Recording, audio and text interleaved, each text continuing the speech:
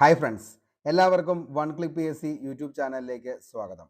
നമ്മുടെ ഇന്നത്തെ വീഡിയോ 2024 LDCക്ക് വേണ്ടി തയ്യാറെടുക്കുന്ന ഒരു ഉദ്യോഗാർത്ഥിയാണെങ്കിൽ നിങ്ങൾ ഉറപ്പായിട്ടും പഠിച്ചിരിക്കേണ്ട 21 പ്രീവിയസ് ഇയർ ക്വസ്റ്റ്യൻ പേപ്പറിൻ്റെ ആദ്യത്തെ ക്ലാസ് ആണ്.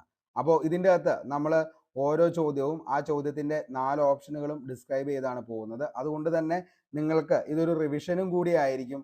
അപ്പോൾ 4 ചോദ്യങ്ങൾ ചോദിച്ചതിൻ്റെ റിവിഷനും വന്നു കഴിയുമ്പോൾ നിങ്ങൾക്ക് ഏകദേശം ഞാൻ കഴിഞ്ഞ വീഡിയോയിൽ പറഞ്ഞ പോലെ 10,000-ഓളം ഫാക്റ്റുകളാണ് നിങ്ങൾ ഈ ഒരു ക്വസ്റ്റ്യൻ പേപ്പർ ഡിസ്കഷനിലൂടെ നിങ്ങൾ പഠിക്കുന്നത്. പി എസ് സിക്ക് വേണ്ടി തയ്യാറെടുക്കുന്ന ഉദ്യോഗാർത്ഥികൾക്ക് നിങ്ങൾക്ക് വേണ്ട കാര്യങ്ങൾ മാത്രമായിരിക്കും നമ്മൾ ഇതിൻ്റെ അകത്ത് ഡിസ്കസ് ചെയ്തു പോകുന്നത്. ഓക്കെ, അപ്പോൾ വീഡിയോൻ്റെ ലെങ്ത് എന്ന് പറയുന്നത് കുറച്ച് വലുതായിരിക്കും. മൊത്തമായിട്ട് കാണാനായിട്ട് ശ്രമിക്കുക, നിങ്ങൾക്ക് ഇത് ഉറപ്പായിട്ടും ഉപകാരപ്പെടുന്നതായിരിക്കും.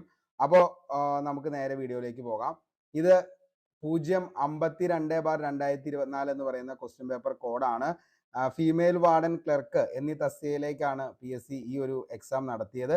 അപ്പോൾ ഇതിൻ്റെ അകത്ത് ക്വസ്റ്റ്യൻ പേപ്പർ കോഡ് 7 നമ്മൾ ഇന്ന് ഡിസ്കസ് ചെയ്യാനായിട്ട് പോകുന്നത്. ഞാനിത് കഴിഞ്ഞതിന് ശേഷം ക്വസ്റ്റ്യൻ പേപ്പർ നേരെ നിങ്ങൾക്ക് ടെലഗ്രാമിലേക്ക് ഇട്ടേക്കാം. ഓക്കെ, അപ്പോൾ നമുക്ക് നേരെ പോകാം ചോദ്യത്തിലേക്ക്. ആദ്യത്തെ ചോദ്യം, താഴെ കൊടുത്തിരിക്കുന്നവയിൽ ശരിയായത് രേഖപ്പെടുത്തുക. താഴെ കൊടുത്തിരിക്കുന്നവയിൽ ശരിയായത് രേഖപ്പെടുത്തുക.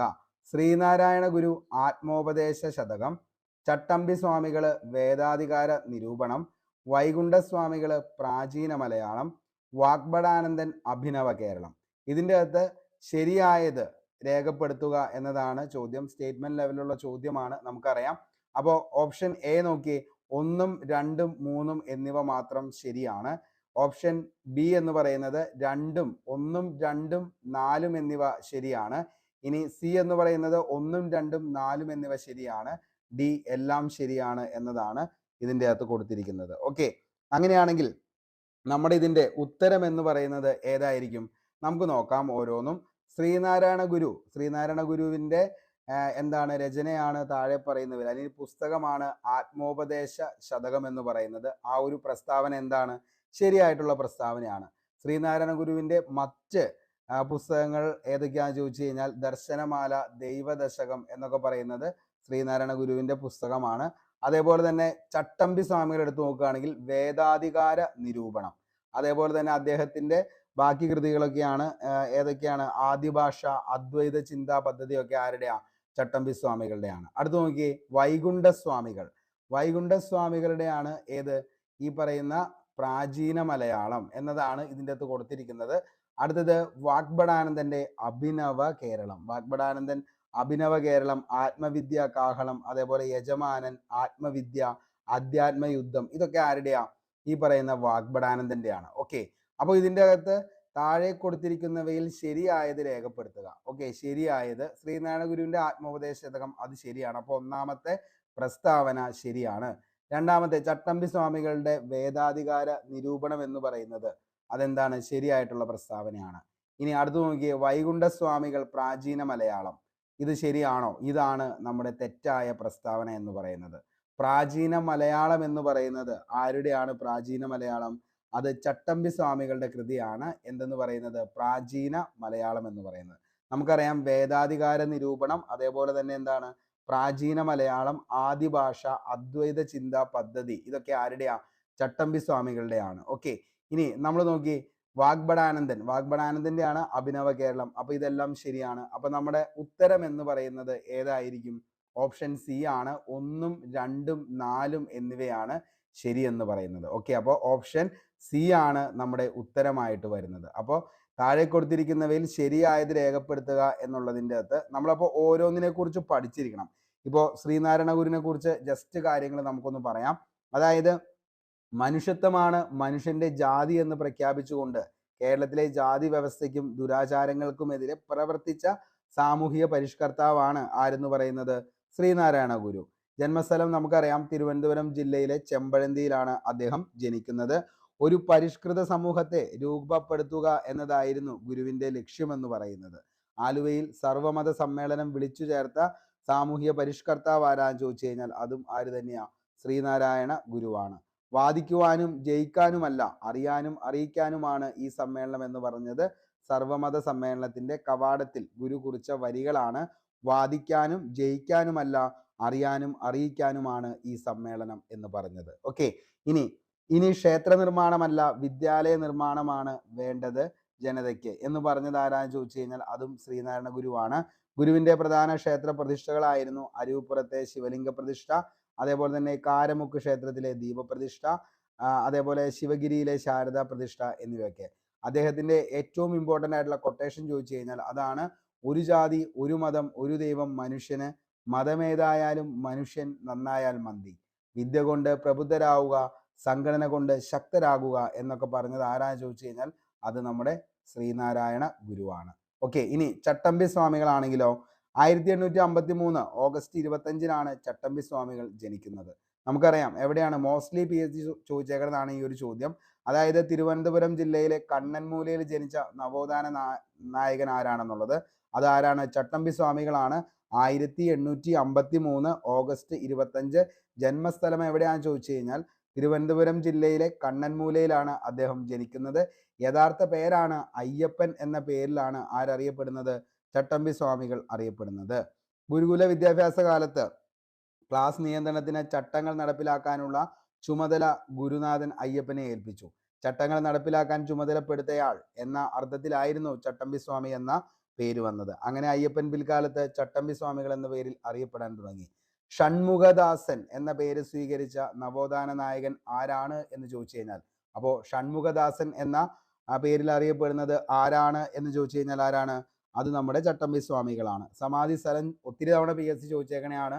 ചട്ടമ്പി സ്വാമികളുടെ സമാധി സ്ഥലം എവിടെയാണെന്ന് ചോദിച്ചു കഴിഞ്ഞാൽ അത് പന്മനയാണ്. പന്മന എവിടെയാണെന്ന് ചോദിച്ചാൽ കൊല്ലം ജില്ലയിലാണ് പന്മന സ്ഥിതി ചെയ്യുന്നത്.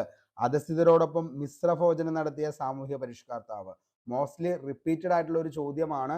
മിശ്രഭോജനം താഴെ പറയുന്നവയിൽ ഏത് നവോത്ഥാന നായകനുമായി ബന്ധപ്പെട്ടിരിക്കുന്നു എന്ന് ചോദിച്ചു കഴിഞ്ഞാൽ അതിന്റെ ഉത്തരം ഏത് തന്നെയാ? ചട്ടമ്പി സ്വാമികളാണ്. ഫ്യൂഡൽ വ്യവസ്ഥയിലെ അഴിമതിക്കെതിരെ അദ്ദേഹം നടത്തിയ പട്ടിസദ്യ ചരിത്ര പ്രസിദ്ധമാണ്. അപ്പോൾ പട്ടിസദ്യ നടത്തിയ സാമൂഹിക പരിഷ്കർത്താവ് ആരാണെന്ന് ചോദിച്ചാൽ അതിന്റെ ഉത്തരവും ആര് തന്നെയാ? ചട്ടമ്പി സ്വാമികൾ തന്നെയാണ്. സമൂഹത്തിൽ നിലനിന്നിരുന്ന ബ്രാഹ്മണ മേധാവിത്വത്തെ എതിർത്തു. അധസ്ഥിതർക്ക് ക്ഷേത്രപ്രവേശനവും സഞ്ചാര സ്വാതന്ത്ര്യവും അനുവദിക്കാനായി വാദിച്ചു. സാമൂഹ്യ പരിഷ്കരണ പ്രവർത്തനങ്ങളിൽ എല്ലാ വിഭാഗങ്ങൾക്കുമായി അദ്ദേഹം യോജിച്ചു പ്രവർത്തിച്ചു. ഉപനിഷത്തുകളും വേദങ്ങളും ഇദ്ദേഹത്തിന് ആഴത്തിലുള്ള അറിവുണ്ടായിരുന്നു. വിദ്യയും വിത്തവും ഉണ്ടെങ്കിലേ മനുഷ്യ പുരോഗതി സാധ്യമാകൂ എന്ന് പറഞ്ഞത് താഴെ പറയുന്നവയിൽ ആരാണ് എന്ന് ചോദിച്ചു കഴിഞ്ഞാൽ അതിൻ്റെ ഉത്തരവും ആര് തന്നെയാ? നമ്മുടെ ചട്ടമ്പി സ്വാമികൾ തന്നെയാണ്. അപ്പോൾ ഇത്രയും കാര്യങ്ങളാണ് പറഞ്ഞത്. 1853 ഓഗസ്റ്റ് 25 കണ്ണൻമൂല, അയ്യപ്പൻ, ചട്ടമ്പി സ്വാമികൾ, സമാധി സ്ഥലം പന്മന, അതേപോലെ മിശ്രഭോജനം, പട്ടിസദ്യ, അതേപോലെ തന്നെ എന്താണ്? വിദ്യയും വിത്തവും ഉണ്ടെങ്കിലേ മനുഷ്യ പുരോഗതി സാധ്യമാകൂ എന്ന് പറഞ്ഞതും ആര് തന്നെയാ? നമ്മുടെ ചട്ടമ്പി സ്വാമി തന്നെയാണ്. ഓക്കെ, ഇനി നമ്മുടെ ഓപ്ഷനിൽ ഇല്ലാത്ത ഉത്തരം, അതായത് വൈകുണ്ഠ സ്വാമികൾ. ഓക്കെ, വൈകുണ്ഠ സ്വാമികളുടെ ആണ് ഫേമസ് ആയിട്ടുള്ള പുസ്തകങ്ങൾ ഏതൊക്കെയാണെന്ന് ചോദിച്ചാൽ അഖിലത്തിരുട്ട്, അമ്മാനെ, അതേപോലെ തന്നെ അരുൾനൂൽ. ഇതൊക്കെയാണ് ആരുടെ? വൈകുണ്ഠ സ്വാമികളുടെ. അഖിലത്തിരുട്ട്, അമ്മാനെ, അരുൾനൂൽ എന്നിവയാണ് വൈകുണ്ഠ സ്വാമികളുടെ പ്രസിദ്ധമായിട്ടുള്ള പുസ്തകങ്ങൾ അല്ലെങ്കിൽ മാസിക എന്ന് പറയുന്നത്. വൈകുണ്ഠസ്വാമി തൊട്ടുകൂടായ്മ, തീണ്ടിക്കൂടായ്മ എന്നിവയ്ക്കെതിരെ പ്രവർത്തിച്ച കേരളത്തിലെ ആദ്യകാല സാമൂഹിക പരിഷ്കർത്താക്കളിൽ ഒരാളാണ് ആരെന്ന് പറയുന്നത്? നമ്മുടെ ഈ പറയുന്ന വൈകുണ്ഠസ്വാമികൾ. വൈകുണ്ഠസ്വാമികളുടെ ജന്മസ്ഥലം എവിടെയാണെന്ന് ചോദിച്ചാൽ ശാസ്താംകോയിലാണ്. കന്യാകുമാരിക്കടുത്താണ് ശാസ്താംകോയിൽ. സാമൂഹിക പരിഷ്കരണ പ്രവർത്തനങ്ങൾക്കായി സമത്വ സമാജം. മോസ്റ്റ്ലി റിപ്പീറ്റഡ് ആയിട്ടുള്ള ചോദ്യമാണ് മക്കളെ. നിങ്ങൾ previous year question paper work out ചെയ്യുന്ന ഒരാളാണെങ്കിൽ ഉറപ്പായിട്ടും നിങ്ങൾക്ക് എന്ത് കിട്ടും? ഇതിന്റെ ഉത്തരം കിട്ടുന്നതായിരിക്കും. കാരണം എന്താണ്? സമത്വ സമാജം സ്ഥാപിച്ചത് ആരാന്ന് ചോദിച്ചു കഴിഞ്ഞാൽ അത് വൈകുണ്ഠ സ്വാമികളാണ്. സവർണ ജാതിക്കാർ ഉപയോഗിച്ചിരുന്ന കിണറുകളിൽ നിന്നും വെള്ളം കോരാൻ താഴ്ന്ന ജാതിക്കാർക്ക് അവകാശമില്ലാതിരുന്ന ഒരു കാലഘട്ടത്തിൽ എല്ലാ ജാതിയിൽപ്പെട്ടവർക്കും വെള്ളം കോരാൻ കിണറുകൾ കുഴിച്ച് അയിത്തം എന്ന ദുരാചാരത്തെ വെല്ലുവിളിച്ച നവോത്ഥാന നായകൻ. അതും ആര് തന്നെയാ? വൈകുണ്ഠ സ്വാമികളാണ്. എല്ലാവരും ഒരേ പന്തിയിലിരുന്ന് ആഹാരം കഴിക്കുന്ന സമപന്തി ഭോജനം സംഘടിപ്പിച്ച സാമൂഹിക പരിഷ്കർത്താവ്. ഒത്തിരി തവണ PSC ചോദിച്ചാണ് സമപന്തി ഭോജനം താഴെ പറയുന്നവയിൽ ആരുമായി ബന്ധപ്പെട്ടിരിക്കുന്നു എന്ന് ചോദിച്ചു കഴിഞ്ഞാൽ അതും ആര് തന്നെയാ? നമ്മുടെ ഈ പറയുന്ന വൈകുണ്ഠ സ്വാമികളുമായി ബന്ധപ്പെട്ട കാര്യമാണ് സമപന്തി ഭോജനം. ബ്രിട്ടീഷ് ഭരണത്തെ വെണ്ണീച ഭരണം എന്ന് വിളിച്ചു. ബ്രിട്ടീഷ് ഭരണത്തെ വെണ്ണീച ഭരണം എന്ന് വിളിച്ചതും ആരാ? വൈകുണ്ഠ സ്വാമികളാണ്. അതേപോലെ തിരുവിതാംകൂറിലെ അവർണ വിഭാഗത്തിൽപ്പെട്ട ചാന്നാർ സ്ത്രീകൾ മുട്ടിനു താഴെ എത്തും വിധം മുണ്ടുടുക്കാനും മേൽമുണ്ട് ധരിക്കാനുമുള്ള അവകാശത്തിനു വേണ്ടി വൈകുണ്ഠസ്വാമികളുടെ നേതൃത്വത്തിൽ നടന്ന പ്രക്ഷോഭമായിരുന്നു ചാന്നാർ ലഹള. മേൽമുണ്ട് ധരിക്കാൻ നിരോധിക്കുന്നതിനെതിരെ ശബ്ദമുയർത്തി. അതേപോലെ തന്നെ എന്താണ് ക്ഷേത്രപ്രവേശന നിരോധനത്തിനെതിരെ ശബ്ദമുയർത്തി. വേല ചെയ്താൽ കൂലി കിട്ടണം. ഒത്തിരി തവണ ചോദിച്ച ചോദ്യമാണ്. വേല ചെയ്താൽ കൂലി കിട്ടണം എന്ന് പറയുന്നത് ആരാണ് അങ്ങനെ പറഞ്ഞത് എന്ന് ചോദിച്ചാൽ വൈകുണ്ഠസ്വാമികളാണ്. അത്രയും കാര്യങ്ങളാണ് വൈകുണ്ഠസ്വാമികളെ കുറിച്ച് പഠിക്കാനുള്ളൂ.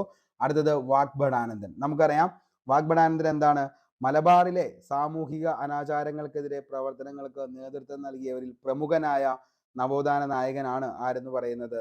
നമ്മുടെ വാഗ്ഭടാനന്ദൻ എന്ന് പറയുന്നത്. ഏകദൈവ വിശ്വാസം ഉയർത്തിപ്പിടിച്ച സാമൂഹിക പരിഷ്കർത്താവ്. അതായത് എന്താണ്? അന്ധവിശ്വാസങ്ങൾക്കും അർദ്ധശൂന്യമായ ചടങ്ങുകൾക്കുമെതിരെ ജനങ്ങളെ ബോധവൽക്കരിക്കാൻ വാഗ്ഭടാനന്ദൻ സ്ഥാപിച്ച സംഘടനയുടെ പേരായിരുന്നു എന്തെന്ന് പറയുന്നത്? ആത്മവിദ്യാ സംഘം എന്ന് പറയുന്നത്. അപ്പോൾ ആത്മവിദ്യാ സംഘം ഏറ്റവും കൂടുതൽ PSC മോസ്റ്റ്ലി റിപ്പീറ്റഡ് ആയിട്ടുള്ള ചോദ്യമാണ്. ആത്മവിദ്യാ സംഘം വാഗ്ഭടാനന്ദൻ വാ എന്നോർത്താൽ മതി. അപ്പോൾ വാഗ്ഭടാനന്ദൻ ആത്മവിദ്യാ സംഘം സ്ഥാപിച്ചു. സാമൂഹിക പരിഷ്കരണത്തോടൊപ്പം ദാരിദ്ര്യ നിർമ്മാർജ്ജനത്തിനും സ്ത്രീ പുരുഷ സമത്വത്തിനും പ്രാധാന്യം നൽകിയ നവോത്ഥാന നായകനും ആര് തന്നെയാ? വാഗ്ഭടാനന്ദൻ തന്നെയാണ്. അപ്പോൾ ഇത്രയും കാര്യങ്ങളാണ് ഈ 4 ഓപ്ഷനുമായി ബന്ധപ്പെട്ട് നമുക്ക് പഠിക്കാനുള്ളൂ. വളരെ വ്യക്തമായെന്ന് കരുതുന്നു. നമുക്ക് രണ്ടാമത്തെ ചോദ്യത്തിലേക്ക് പോകാം. രണ്ടാമത്തെ ചോദ്യം, ഒന്നാം സ്വാതന്ത്ര്യ സമര കേന്ദ്രങ്ങളെയും നേതൃത്വം നൽകിയവരെയും ചേരുംപടി ചേർക്കുക. 1857 റിവോൾട്ടിനെ കുറിച്ച് നമ്മൾ വളരെ വ്യക്തമായിട്ട് ക്ലാസ് പോയതാണ്. അതുകൊണ്ട് തന്നെ നിങ്ങൾക്കത് വളരെ വ്യക്തമായിട്ട് അറിയാം. 1857 റിവോൾട്ടും അതിൻ്റെ ബാക്കി കാര്യങ്ങൾ എന്തൊക്കെയാണെന്നുള്ളതും. അപ്പോൾ എന്ത് ചെയ്യുക? അത് കറക്റ്റായിട്ട് എന്ത് ചെയ്യുക? പഠിച്ചു പോവാനായിട്ട് ശ്രമിക്കുക. ഓക്കെ. അപ്പോൾ ഒന്നാം സ്വാതന്ത്ര്യ സമരവും കേന്ദ്രങ്ങളെയും നേതൃത്വം നൽകിയവരെയും എന്ത് ചെയ്യുക? ചേരുംപടി ചേർക്കുക എന്നതാണ് നമ്മുടെ ചോദ്യം. നമുക്ക് നോക്കാം ഏതൊക്കെയാണെന്നുള്ളത്. കാൺപൂര് ആരാണ് നിലവിൽ എന്ത് ചെയ്തത്? സ്വാതന്ത്ര്യ സമരത്തിന് നേതൃത്വം നൽകിയത് കാൺപൂർ കൺവർ സിംഗ് എന്നാണ് പറയുന്നത്. ഇനി ബീഹാർ റാണി ലക്ഷ്മിബായി, ഡൽഹി നാനാ സാഹിബ്, ഝാൻസി ബഹദൂർ ഷാ രണ്ടാമൻ. ഓക്കെ.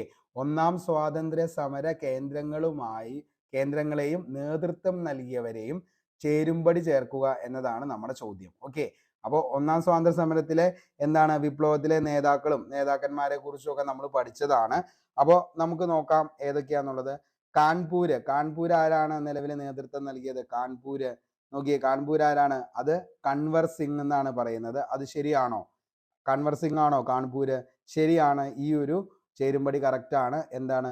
അത് കൺവർ സിംഗ് തന്നെയാണ്. രണ്ടാമത്തെ നോക്കിയേ, ബീഹാറിൽ ആരാണ്? ബീഹാറിൽ റാണി ലക്ഷ്മിബായി എന്നാണ് കിടക്കുന്നത് ബീഹാർ. അടുത്തത് നോക്കിയേ, ഡൽഹി നാനാ സാഹിബ്, ഝാൻസി ബഹദൂർ ഷാ രണ്ടാമൻ എന്നാണ് കിടക്കുന്നത്. ഝാൻസി ബഹദൂർ ഷാ രണ്ടാമൻ. അപ്പൊ നമ്മളിത് അന്ന് ചർച്ച ചെയ്ത് പോയതാണ്. അതുകൊണ്ട് തന്നെ ഇതിൻ്റെ അകത്ത് കുറെ ഫാക്റ്റുകൾ കാണുമ്പോൾ തന്നെ നമുക്ക് എന്ത് ചെയ്യാൻ പറ്റും? ഇതിൻ്റെ ഒന്ന് ഉത്തരത്തിലേക്ക് നോക്കിയിട്ട് നമുക്ക് എടുക്കാൻ പറ്റും. അപ്പൊ നമ്മൾ നോക്കി ഇതിൻ്റെ അകത്ത് ശരിയായിട്ടുള്ള ചേരുംപടികളാണ് നമ്മൾ ചേർക്കേണ്ടത്. നോക്കി, ഒന്നാമത്തെ 1ഉം 2ഉം 2ഉം 3ഉം 2ഉം 1ഉം 4ഉം 4ഉം, അതേപോലെ തന്നെ 1ഉം 3ഉം, അതേപോലെ 2ഉം 1ഉം, അതേപോലെ 3ഉം 4ഉം 4ഉം 2ഉം. ഓക്കെ. 1ഉം 4ഉം 2ഉം 2ഉം 3ഉം 1ഉം 4ഉം 3ഉം, അതേപോലെ 1ഉം 2ഉം 2ഉം 1ഉം 3ഉം 4ഉം 4ഉം 3ഉം എന്നൊക്കെയാണ് കൊടുത്തേക്കുന്നത്. അപ്പൊ നമ്മൾ എന്ത് ചെയ്യുക? ഇതിൻ്റെ അകത്ത് എന്ത് ചെയ്യുക? ഒന്നാം സ്വാതന്ത്ര്യ സമര കേന്ദ്രങ്ങളും അതേപോലെ തന്നെ നേതൃത്വം നൽകിയവരെയും ചേരുംപടി ചേർക്കുക. നമുക്കപ്പോൾ എന്ത് ചെയ്യാൻ പറ്റും? ഇത് ചേരുംപടി ചേർക്കാം. ഒന്നാമത്തെ നോക്കിയേ, 1ഉം 2ഉം. ഓക്കെ. 1ഉം 2ഉം കാൺപൂരിലെ റാണി ലക്ഷ്മി. അടുത്തത് 2ഉം 3ഉം ബീഹാർ നാനാ സാഹിബ്. അടുത്തത് 3ഉം 1ഉം അതായത് ഡൽഹി എന്ന് പറയുന്നത് കൺവർ സിംഗ്. അടുത്തത് 4ഉം 4ഉം ഝാൻസി ബഹദൂർ ഷാ രണ്ടാമൻ. ഓക്കെ. അടുത്ത് നോക്കിയേ, രണ്ടാമത്തെ ഓപ്ഷനിൽ വന്നിരിക്കുന്നത് 1ഉം 3ഉമാണ്. ഓക്കെ. 1ഉം 3ഉം അതായത് 1ഉം 3 എന്ന് പറയുന്ന കാൺപൂര് നാനാ സാഹിബ് എന്ന് പറയുന്നത് കറക്റ്റ് ആണ്. കാൺപൂർ തന്നെയല്ലേ നാനാ സാഹിബ്? ഓക്കെ. അടുത്ത് നോക്കിയേ, അടുത്ത ഏതാണ്? അടുത്ത് വരുന്നത് 2ഉം 1ഉമാണ്. 2ഉം 1ഉം ബീഹാർ എന്ന് പറയുന്നത് ആരാന്ന് ചോദിച്ചാൽ അതും കൺവർ സിംഗ് ആണ്. ബീഹാർ കൺവർ സിംഗ്. അത് ഓപ്ഷൻ എന്താണ്? ശരിയാണ്. അടുത്ത് നോക്കിയേ, ഓപ്ഷൻ വരുന്നത് 3ഉം അതേപോലെ തന്നെ 4ഉം. ഡൽഹിയിൽ ബഹദൂർ ഷാ രണ്ടാമൻ. ഡൽഹി ബഹദൂർ ഷാ രണ്ടാമൻ ശരിയാണ്. ഓക്കെ, അടുത്ത് നോക്കിയേ. 4 എന്ന് പറയുന്നത് 2 ഝാൻസി റാണി ലക്ഷ്മിബായി. ഓക്കെ, അപ്പൊ തന്നെ നോക്കിയേ, രണ്ടാമത്തെ ഓപ്ഷൻ എന്ന് പറയുന്നത് നമുക്ക് എന്താണ്, ശരിയാണ്. ഇനി നമ്മൾ കൂടുതൽ അതിലേക്ക് നോക്കേണ്ട കാര്യമില്ല, കാരണം ഈ പറയുന്ന രണ്ടാമത്തെ ഓപ്ഷൻ എന്ന് പറയുന്നത് ശരിയാണ്. അപ്പൊ പിന്നെ എന്താണ്, അത് തന്നെയായിരിക്കും നമ്മുടെ ഉത്തരം എന്ന് പറയുന്നത്. അപ്പോൾ നമ്മുടെ ഉത്തരം എന്ന് പറയുന്നത് ഏതാണ്, ബി ആണ്. ഓക്കെ, അപ്പോൾ ബി എന്ന് പറയുന്ന ഉത്തരമാണ് നമ്മുടെ ശരി എന്ന് പറയുന്നത്. അപ്പോൾ ഞാനിത് എല്ലാം ഒന്നുകൂടി ഒന്ന് പറയാം. 1857 വിപ്ലവം നമുക്കറിയാം, അതായത് ഇന്ത്യയിലെ ഒന്നാം സ്വാതന്ത്ര്യ സമരമായി കണക്കാക്കപ്പെടുന്നത് 1857 വിപ്ലവത്തെയാണ്. ഓക്കെ, 1857 വിപ്ലവം എന്ന് പറയുന്നത്, അതായത് കമ്പനിക്കെതിരെ തിരിയാനുണ്ടായ പ്രധാനപ്പെട്ട കാരണം ശിപായിമാരുടെ ജീവിതം അതേപോലെ തന്നെ എന്താണ്, പരമദയനീയമായിരുന്നു. അതേപോലെ കമ്പനി തുച്ഛമായ വേതനം നൽകിയത് ഒരു പ്രശ്നം, ദീർഘനേരമുള്ള ജോലി, അവധിയില്ലായ്മ, അടിമകളെ പോലെയുള്ള മേലുദ്യോഗസ്ഥരുടെ പെരുമാറ്റം, അതേപോലെ തന്നെ എന്താണ്, ആ സമയത്ത് പട്ടാളത്തിൽ നൽകിയിരുന്ന പട്ടാളക്കാർക്ക് പുതിയൊരു എൻഫീൽഡ് തോക്കുകൾ വിതരണം ചെയ്തു. ആ തോക്കുകളിൽ ഉപയോഗിച്ചിരുന്ന തിര എന്ന് പറയുന്നത് നിറയ്ക്കാനായിട്ട് പശുവിന്റെയും പന്നിയുടെയും കൊഴുപ്പ് കൊണ്ടെന്ന വാർത്ത പ്രചരിച്ചു. ഇതാണ് ശരിക്കും 1857 വിപ്ലവം പെട്ടെന്ന് പൊട്ടിപ്പുറപ്പെടാനുണ്ടായ കാരണങ്ങളിൽ ഒന്നെന്ന് പറയുന്നത്. അതേപോലെ തന്നെ ഈ അടുത്തിടെ എക്സാമുകളിലൊക്കെ ചോദിച്ചതാണ്, പട്ടാളക്കാർക്ക് നൽകിയിരുന്ന റൊട്ടി എല്ലുപൊടി ചേർത്ത ഗോതമ്പ് കൊണ്ടാണെന്ന വാർത്ത വരുന്നതും എന്തിന് ഒരു കാരണമായി, 1857 വിപ്ലവം പൊട്ടിപ്പുറപ്പെടാനുണ്ടായ കാരണങ്ങളിൽ ഒന്നായി മാറി. അതേപോലെ തന്നെ ശിപായികൾക്കിടയിൽ നിന്ന് ആദ്യമായി പ്രതിഷേധം ഉയർത്തിയ വ്യക്തിയാണ് മംഗൾ പാണ്ഡെ. സൈനിക മേധാവികൾക്കെതിരെ സംഘടിതമായ രീതിയിൽ കലാപങ്ങൾ ആരംഭിച്ച സ്ഥലം എവിടെയാണെന്ന് ചോദിച്ചാൽ അത് മീററ്റാണ്. സൈനികരെ കൂടാതെ കർഷകരും കൈവേലക്കാരും എന്ത് ചെയ്തു, നാടുവാഴികളും കലാപം സംഘടിപ്പിച്ചു. കലാപത്തിനിറങ്ങിയ സൈനികർ ഡൽഹിയിൽ എത്തുകയും അവസാനത്തെ മുഗൾ ഭരണാധികാരിയായിരുന്ന നമ്മുടെ ബഹദൂർ ഷാ രണ്ടാമനെ ഇന്ത്യ ചക്രവർത്തിയായി പ്രഖ്യാപിക്കുകയും ചെയ്തു. ഇതൊക്കെ നമ്മൾ നമ്മുടെ കഴിഞ്ഞ ക്ലാസ്സിൽ വളരെ വ്യക്തമായി പഠിച്ച് സെറ്റ് ചെയ്ത് പോയ കാര്യങ്ങളാണ്. നമുക്ക് നേരെ എന്തിലേക്ക് പോവാം, 1857 വിപ്ലവത്തിലെ നേതാക്കന്മാരിലേക്ക് പോകാം. നമുക്കറിയാം, കാൺപൂർ എന്ന് പറയുന്ന സ്ഥലത്ത് ആരാണ് വിപ്ലവം നയിച്ചത്, നാനാ സാഹിബാണ്. കാൺപൂര് നാനാ സാഹിബ്. ഇനി ആരാണ് ബീഹാർ എന്ന് പറയുന്ന സ്ഥലത്ത്, ബീഹാർ എന്ന് പറയുന്ന സ്ഥലത്ത് ആരാണ് വിപ്ലവം നയിച്ചത്, ബീഹാർ കൻവർ സിംഗ് തന്നെയാണ് ബീഹാർ വിപ്ലവം നയിച്ചത്. ബീഹാർ വിപ്ലവം ആരാണ്, ബീഹാറും അതേപോലെ തന്നെ ജഗദീഷ്പൂരും അതേപോലെ ആര എന്നിവിടങ്ങളിലും വിപ്ലവം നയിച്ചത് ആരാന്ന് ചോദിച്ചാൽ കൻവർ സിംഗ് ആണ്. ഇനി ഡൽഹിയിൽ ആരാണ് വിപ്ലവം നയിച്ചതെന്ന് ചോദിച്ചാൽ ആരാണ്, ബഹദൂർ ഷാ സെക്കൻഡും അതേപോലെ തന്നെ ബക്ത് ഖാനുമാണ്. ഓപ്ഷനിൽ ബഹദൂർ ഷാ ഇല്ലെങ്കിൽ എന്തിലേക്ക് പോവുക, ബക്ത് ഖാനിലേക്ക് പോവുക.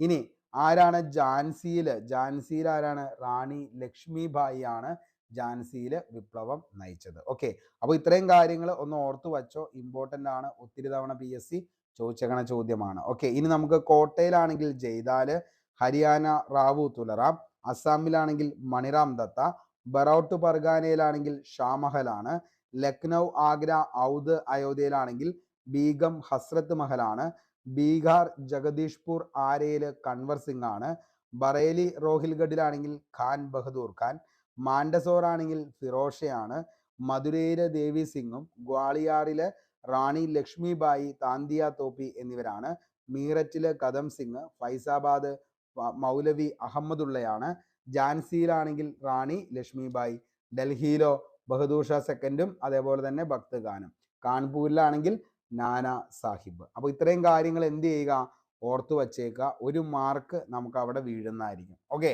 ഇനി നമുക്ക് മൂന്നാമത്തെ ചോദ്യത്തിലേക്ക് പോകാം. താഴെ കൊടുത്തിരിക്കുന്ന പ്രസ്താവനയിൽ ഏത് സംഭവവുമായി ബന്ധപ്പെട്ടാണ് ജവഹർലാൽ നെഹ്റു കോൺഗ്രസ് പ്രസിഡന്റായി തെരഞ്ഞെടുക്കപ്പെട്ടത്? ഒത്തിരി തവണ ചോദിച്ചേക്കണ ചോദ്യമാണ്, INC-യുമായി ബന്ധപ്പെട്ടാണ്. നമ്മൾ ഓൾറെഡി ഈ ഒരു ക്ലാസ് എന്ത് ചെയ്തേക്കണതാണ്, പഠിച്ച് സെറ്റ് ചെയ്ത് പോയേക്കണതാണ്. അപ്പോൾ ഇതിൻ്റെ അകത്ത് എന്താണ് നമ്മുടെ അടുത്ത് ചോദിച്ചേക്കണേ, താഴെ കൊടുത്തിരിക്കുന്ന പ്രസ്താവനകൾ ഏത് സംഭവവുമായി ബന്ധപ്പെട്ടതാണ്?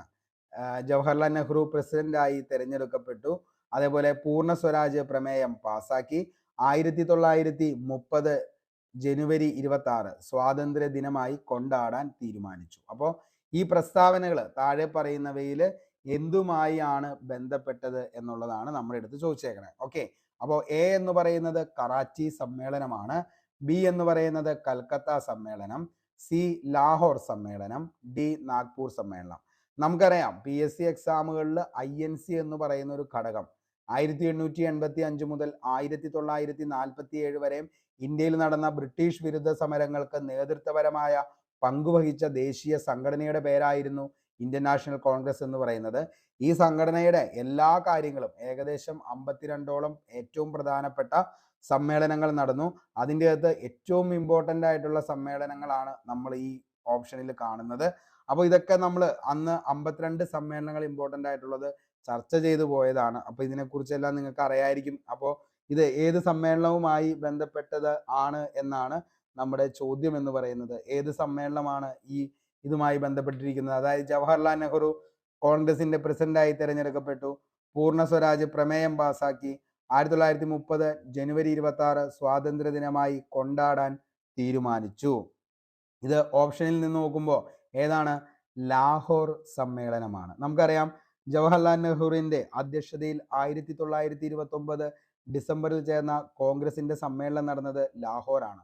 പൂർണ്ണ സ്വരാജ് കോൺഗ്രസിന്റെ അന്തിമ ലക്ഷ്യമാണെന്ന് ഈ സമ്മേളനം പ്രഖ്യാപിച്ചു. ഈ സമ്മേളനത്തിൽ കൈക്കൊണ്ട തീരുമാനങ്ങളായിരുന്നു എന്തൊക്കെ? ഇന്ത്യൻ സ്വാതന്ത്ര്യത്തിന്റെ അന്തിമ ലക്ഷ്യം പൂർണ്ണ സ്വരാജ്, അതായത് സമ്പൂർണ്ണ സ്വാതന്ത്ര്യം എന്നതാണ് പൂർണ്ണ സ്വരാജ് എന്നതുകൊണ്ട് ഉദ്ദേശിക്കുന്നത്. അതേപോലെ തന്നെ എന്താണ്? ഇന്ത്യയുടെ സ്വാതന്ത്ര്യ പതാകയായി ത്രിവർണ പതാകയെ അംഗീകരിച്ചു. അപ്പോൾ ത്രിവർണ പതാക അംഗീകരിച്ച് ഏത് സമ്മേളനം? ലാഹോർ സമ്മേളനം. ഗാന്ധിജിയുടെ നേതൃത്വത്തിൽ സിവിൽ നിയമലംഘന ആരംഭിക്കാൻ തീരുമാനിച്ചു. ഗാന്ധിജിയുടെ നേതൃത്വത്തിൽ സിവിൽ നിയമലംഘനം ആരംഭിക്കാൻ തീരുമാനിച്ചതും ലാഹോർ സമ്മേളനമാണ്. 1930 ജനുവരി 26 ഇന്ത്യൻ സ്വാതന്ത്ര്യ ദിനമായി ആചരിക്കാൻ ലാഹോർ കോൺഗ്രസ് തീരുമാനമെടുത്തു. അപ്പോൾ ഇത്രയും കാര്യങ്ങളാണ് ലാഹോർ സമ്മേളനവുമായി ബന്ധപ്പെട്ടുള്ളത്. നമുക്ക് അടുത്തത് ഏതാണ്? കറാച്ചി സമ്മേളനം നമുക്ക് നോക്കാം. അതായത് കറാച്ചി സമ്മേളനം നടന്ന വർഷം 1931. അധ്യക്ഷൻ സർദാർ വല്ലഭായ് പട്ടേൽ മൗലികാവകാശങ്ങളും സാമ്പത്തിക നയങ്ങളും അവതരിപ്പിച്ചു. അതേപോലെ തന്നെ എന്താണ്? ഇത്രയും കാര്യങ്ങളാണ് എന്തുമായി ബന്ധപ്പെട്ടുള്ളൂ? കറാച്ചി സമ്മേളനം. ഇനി അടുത്തതാണ് നാഗ്പൂർ സമ്മേളനം. നാഗ്പൂർ സമ്മേളനം എന്ന് പറയുന്നത് എന്താണ്? നാഗ്പൂർ സമ്മേളനം നടന്ന വർഷം 1920. അധ്യക്ഷൻ ആരാണ്? വിജയരാഘവ ആചാര്യാണ്. അതേപോലെ തന്നെ എന്താണ്? നിസ്സഹകരണ പ്രസ്ഥാനം പ്രമേയമാക്കി 1891 വച്ച് നടന്ന നാഗ്പൂർ സമ്മേളനത്തിന് നേതൃത്വം നൽകിയത് P അനന്തചാരുലുവാണ്, ആദ്യ ദക്ഷിണേന്ത്യക്കാരനായിട്ടുള്ള പ്രസിഡന്റ് എന്ന് പറയുന്നത്. അപ്പോൾ ഇത്രയും കാര്യങ്ങളാണ് നമുക്ക് ഇതിൻ്റെ അകത്ത് ഏറ്റവും ഇമ്പോർട്ടൻ്റ് ആയിട്ട് എന്ത് ചെയ്യാനുള്ളൂ? പഠിക്കാനായിട്ടുള്ളൂ. അപ്പോൾ ഇത്രയും കാര്യങ്ങൾ എന്ത് ചെയ്യുക? പഠിച്ചു വയ്ക്കുക. നമുക്ക് അടുത്ത ചോദ്യത്തിലേക്ക് പോകാം. ഓക്കെ, അടുത്തത് ചൈനയെ ആധുനീകരിക്കാൻ സന്യാസൻ മുന്നോട്ട് വെച്ച ആശയങ്ങൾ രേഖപ്പെടുത്തുക. അപ്പോൾ ചൈനയെ ആധുനീകരിക്കാൻ സന്യാസൻ മുന്നോട്ട് വെച്ച ആശയങ്ങൾ അത് രേഖപ്പെടുത്തുക എന്നാണ്. നോക്കിയേ, മഞ്ജു രാജവംശത്തെയും സാമ്രാജ്യത്വ ശക്തികളെയും പുറത്താക്കുക, ജനാധിപത്യം സ്ഥാപിക്കുക, മൂലധനം നിയന്ത്രിക്കുകയും ഭൂമി വിതരണം നടത്തുകയും ചെയ്യുക. അപ്പോൾ ചൈനയെ ആധുനീകരിക്കാൻ സന്യാസൻ മുന്നോട്ട് വെച്ച ആശയങ്ങൾ രേഖപ്പെടുത്തുക എന്നതാണ് നമ്മുടെ ചോദ്യം. അപ്പോൾ എന്തൊക്കെയാണ് നോക്കി? അതായത് മഞ്ജു രാജവംശത്തെയും സാമ്രാജ്യത്വ ശക്തികളെയും പുറത്താക്കുക, ജനാധിപത്യ ഭരണം സ്ഥാപിക്കുക, മൂലധനം നിയന്ത്രിക്കുകയും ഭൂമി വിതരണം നടത്തുകയും ചെയ്യുക. 1ഉം 2ഉം എന്നിവ മാത്രം ശരി, 2ഉം 3ഉം എന്നിവ മാത്രം ശരി, 1ഉം 3ഉം എന്നിവ മാത്രം ശരി, എല്ലാം ശരിയാണ്. എന്താണ് ഇതിൻ്റെ ആൻസർ എന്ന് പറയുന്നത്? എന്തായിരുന്നു സന്യാസന്റെ ആശയങ്ങൾ എന്ന് പറയുന്നതും? ഓക്കെ, നമുക്ക് നോക്കാം. എന്താണ്? മഞ്ജു രാജവംശത്തെയും സാമ്രാജ്യത്വ ശക്തികളെയും പുറത്താക്കുക, ആ ഒരു പ്രസ്താവന ശരിയാണ്. ജനാധിപത്യ ഭരണം സ്ഥാപിക്കുക, അതും എന്ത് തന്നെയാണ്? ശരിയാണ് ഉത്തരം എന്ന് പറയുന്നത്. മൂലധനം നിയന്ത്രിക്കുകയും ഭൂമി വിതരണം നടത്തുകയും ചെയ്യുക, ആ പ്രസ്താവനയും എന്ത് തന്നെയാണ്? ശരിയാണ്. അപ്പൊ നമ്മുടെ ഉത്തരം എന്ന് പറയുന്നത് എന്താണ്? എല്ലാം ശരിയാണ്. ഓക്കെ, അപ്പോൾ എല്ലാം ശരിയാണ് ഈ ഒരു പ്രസ്താവന എന്ന് പറയുന്നത്.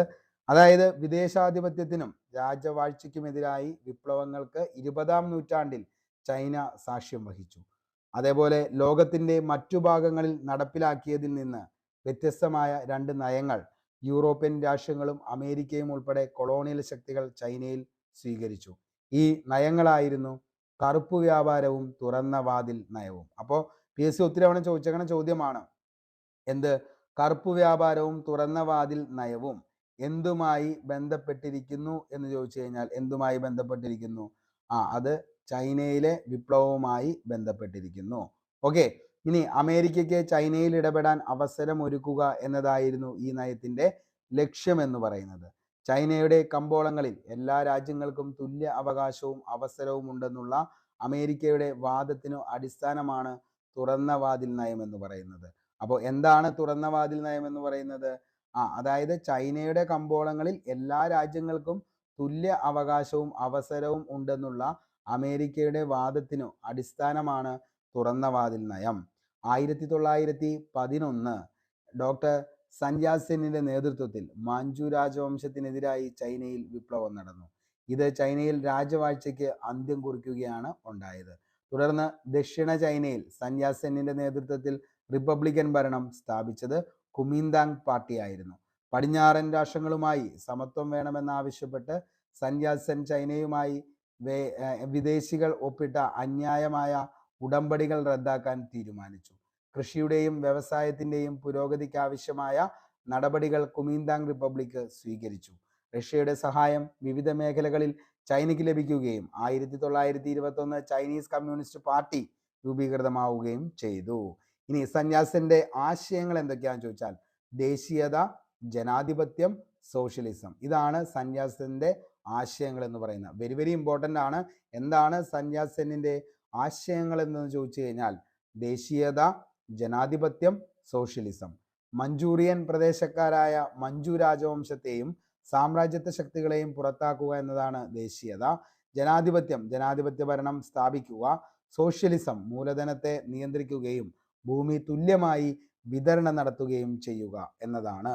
ഓക്കെ, അപ്പൊ ഇത്രയും കാര്യങ്ങളാണ് എന്തുമായി ബന്ധപ്പെട്ട് സൻ യാറ്റ്-സെന്നിന്റെ ആശയങ്ങളുമായി ബന്ധപ്പെട്ട് നമുക്ക് പഠിക്കാനുള്ളൂ. അപ്പോൾ ഇത്രയും കാര്യങ്ങൾ എന്ത് ചെയ്യുക, വളരെ സിസ്റ്റമാറ്റിക് ആയിട്ട് പഠിച്ച് തന്നെ മുന്നോട്ടേക്ക് പോകാനായിട്ട് ശ്രമിക്കുക. ഓക്കെ, അത് ഓരോ പ്രാവശ്യവും പഠിക്കുമ്പോൾ എന്ത് ചെയ്യുക, റിവിഷൻ ചെയ്ത് പോകണം. ഓക്കെ, നമുക്ക് 5ാമത്തെ ചോദ്യത്തിലേക്ക് പോകാം.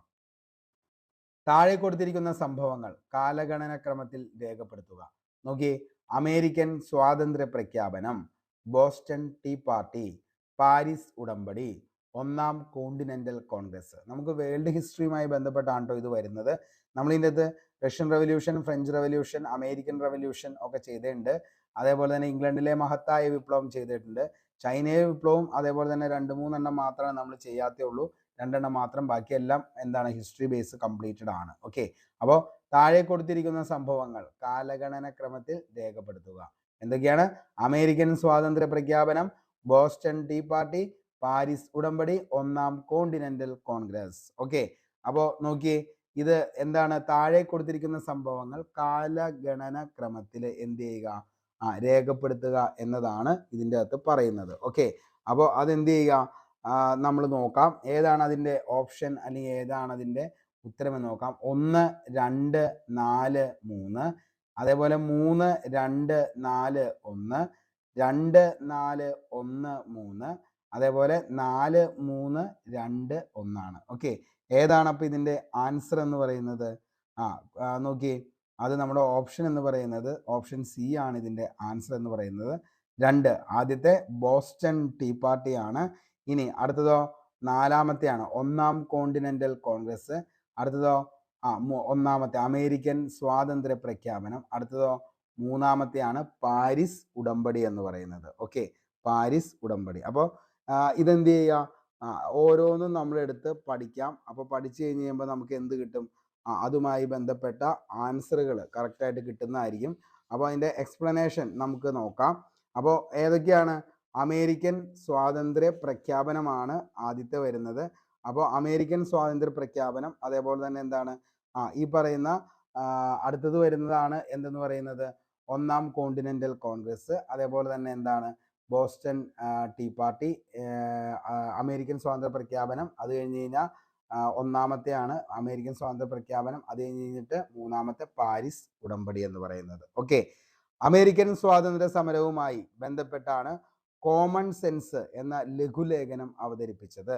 അത് അവതരിപ്പിച്ചത് ആരാന്ന് ചോദിച്ചാൽ അത് തോമസ് പെയിൻ ആണ്. Okay, Thomas pain. ഓക്കെ, ഇനി എന്നാണ് കോമൺവെൽത്ത് എന്ന ലഘുലേഖനത്തിൽ ഇംഗ്ലണ്ടിൽ നിന്നും വേർപിരിയുകയാണ് അമേരിക്കയെ സംബന്ധിച്ച് വിവേകപൂർണമായ പ്രവൃത്തി എന്ന് പ്രഖ്യാപിച്ച വ്യക്തിയാണ് തോമസ് പെയിൻ എന്ന് പറയുന്നത്. ഓക്കെ, ഇനി ഫ്രഞ്ച് വിപ്ലവം നമുക്കറിയാം. ഫ്രഞ്ച് വിപ്ലവത്തിന്റെ പിതാവ് എന്നറിയപ്പെടുന്നത് വോൾട്ടയർ ആണ്.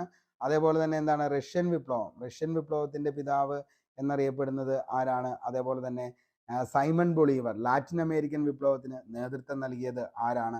അങ്ങനെ കുറേ കാര്യങ്ങളാണ് നമുക്ക് ഇതിൻ്റെ അകത്ത് എന്ത് ചെയ്യാനായിട്ടുള്ളത്, ഡിസ്കസ് ചെയ്യാനായിട്ടുള്ളത്. അപ്പോൾ നമുക്ക് അതൊന്ന് നോക്കിയതിന് ശേഷം എങ്ങോട്ടേക്ക് പോകാം? ബാക്കിയുള്ള പാർട്ടിലേക്ക് പോകാം. Okay,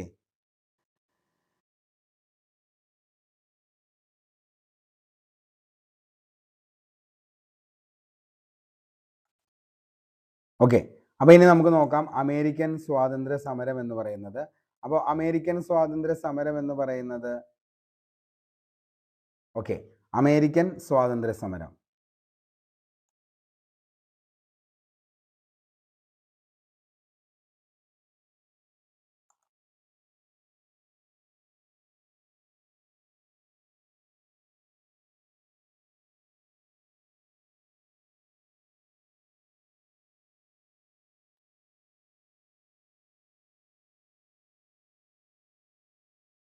okay.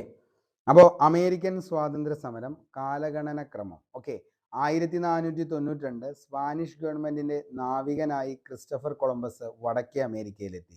1773 December 16 Boston tea party എന്ന് പറയുന്നത്. ബോസ്റ്റൺ ടീ പാർട്ടി എന്ന 1773 ഡിസംബർ 16 ബോസ്റ്റൺ ടീ പാർട്ടി എന്ന് പറയുന്നത്. 1774 ഒന്നാം കോണ്ടിനെന്റൽ കോൺഗ്രസ് ഫിലാഡൽഫിയയിൽ. 1775 രണ്ടാം കോണ്ടിനെന്റൽ കോൺഗ്രസ്, അത് ഫിലാഡൽഫിയ. 1776 ജൂലൈ 4 അമേരിക്കൻ സ്വാതന്ത്ര്യ പ്രഖ്യാപനം നടത്തിയത് തോമസ് ജെഫേഴ്സണും അതേപോലെ തന്നെ ബെഞ്ചമിൻ ഫ്രാങ്ക്ലിനുമാണ് പ്രഖ്യാപനം നടത്തിയത്. അപ്പോൾ തോമസ് ജെഫേഴ്സൺ, ബെഞ്ചമിൻ ഫ്രാങ്ക്ലിൻ ആണ് എന്ത് ചെയ്തത്? അമേരിക്കൻ സ്വാതന്ത്ര്യ സമരത്തിന്റെ പ്രഖ്യാപനം നടത്തിയത്. 1783 എന്ത്? പാരീസ് ഉടമ്പടി എന്ന് പറയുന്നത്. ഓക്കെ, അപ്പോൾ ഇത്രയും കാര്യങ്ങളാണ്. ഞാൻ ഒന്നുകൂടി പറയാം. 1492 സ്പാനിഷ് ഗവൺമെന്റിന്റെ നാവികനായി ക്രിസ്റ്റഫർ കൊളംബസ് വടക്കേ അമേരിക്കയിലെത്തി. 1773 ഡിസംബർ 16 ബോസ്റ്റൺ ടീ പാർട്ടി. 1774 ഒന്നാം കോണ്ടിനെന്റൽ കോൺഗ്രസ് ഫിലാഡൽഫിയ. 1775 രണ്ടാം കോണ്ടിനെന്റൽ കോൺഗ്രസ് ഫിലാഡൽഫിയ. 1776 അമേരിക്കൻ സ്വാതന്ത്ര്യ പ്രഖ്യാപനം നടത്തിയത് തോമസ് ജെഫേഴ്സണും ബെഞ്ചമിൻ ഫ്രാങ്ക്ലിനുമാണ്. 1783 പാരീസ് ഉടമ്പടി. ഓക്കെ, നമുക്ക് ആറാമത്തെ ക്വസ്റ്റ്യനിലേക്ക് പോവാം. ഏത് സംസ്ഥാനത്തിലാണ് ഇന്ത്യയിലെ ആദ്യത്തെ ലിക്വിഡ് മിറർ ടെലിസ്കോപ്പ് സ്ഥാപിച്ചിട്ടുള്ളത്? ഏത് സംസ്ഥാനത്തിലാണ് ഇന്ത്യയിലെ ആദ്യത്തെ ലിക്വിഡ് മിറർ ടെലിസ്കോപ്പ് സ്ഥാപിച്ചിട്ടുള്ളത്? ഏത് നഗരത്തിലാണുള്ളത്? ഓക്കെ, അപ്പോൾ അത് ഒന്ന് ഓർത്തു വയ്ക്കുക, ഇമ്പോർട്ടൻ്റ് ആണ്. ഏത് സംസ്ഥാനത്തിലാണ് ഇന്ത്യയിലെ ആദ്യത്തെ ലിക്വിഡ് മിറർ ടെലിസ്കോപ്പ് സ്ഥാപിച്ചിട്ടുള്ളത്? എവിടെയാ? ഓപ്ഷൻ നോക്കിയേ. ജാർഖണ്ഡ്, അതേപോലെ ഉത്തരാഖണ്ഡ്, മേഘാലയ, നാഗാലാൻഡ്. എവിടെയാണ്? ഉത്തരാഖണ്ഡിലെ ദേവാസ്ഥലിലാണ്. ഓക്കെ, ഇമ്പോർട്ടൻ്റ് ആണ് കേട്ടോ. അപ്പോൾ എവിടെയാണ് സ്ഥാപിച്ചതെന്ന് ചോദിച്ചു കഴിഞ്ഞാൽ ഉത്തരാഖണ്ഡിലെ ദേവാസ്ഥലിലാണ്.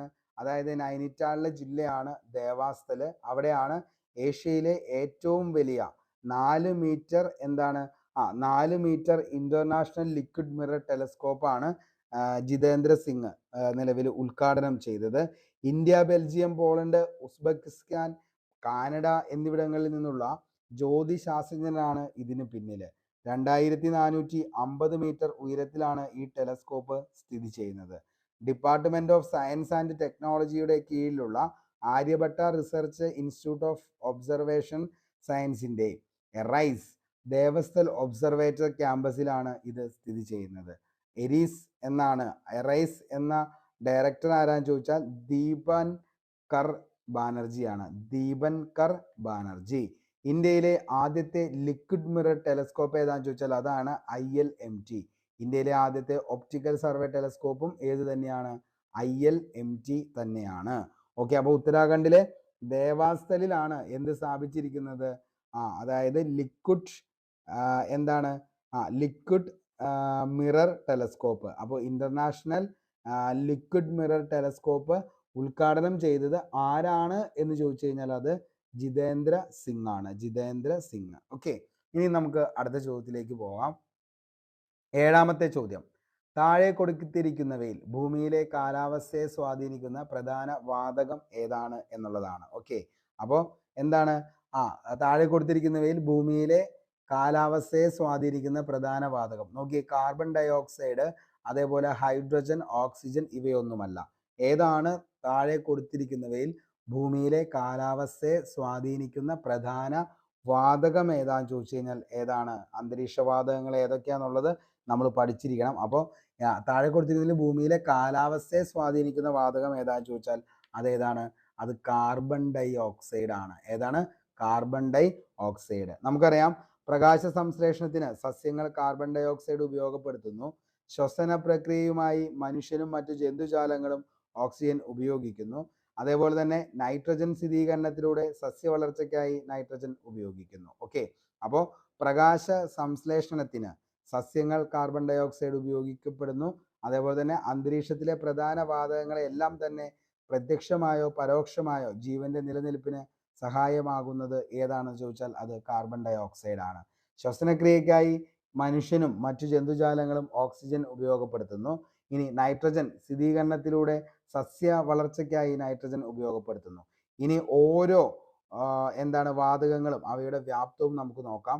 നൈട്രജൻ ആണെങ്കിൽ 78.08, ഓക്സിജൻ 20.95, ആർഗൺ ആണെങ്കിൽ 0.93, carbon dioxide 0.37, ozone 0.01, neon 0.002, helium 0.005, krypton ആണെങ്കിലോ 0.0001, ഹൈഡ്രജൻ 0.0000405.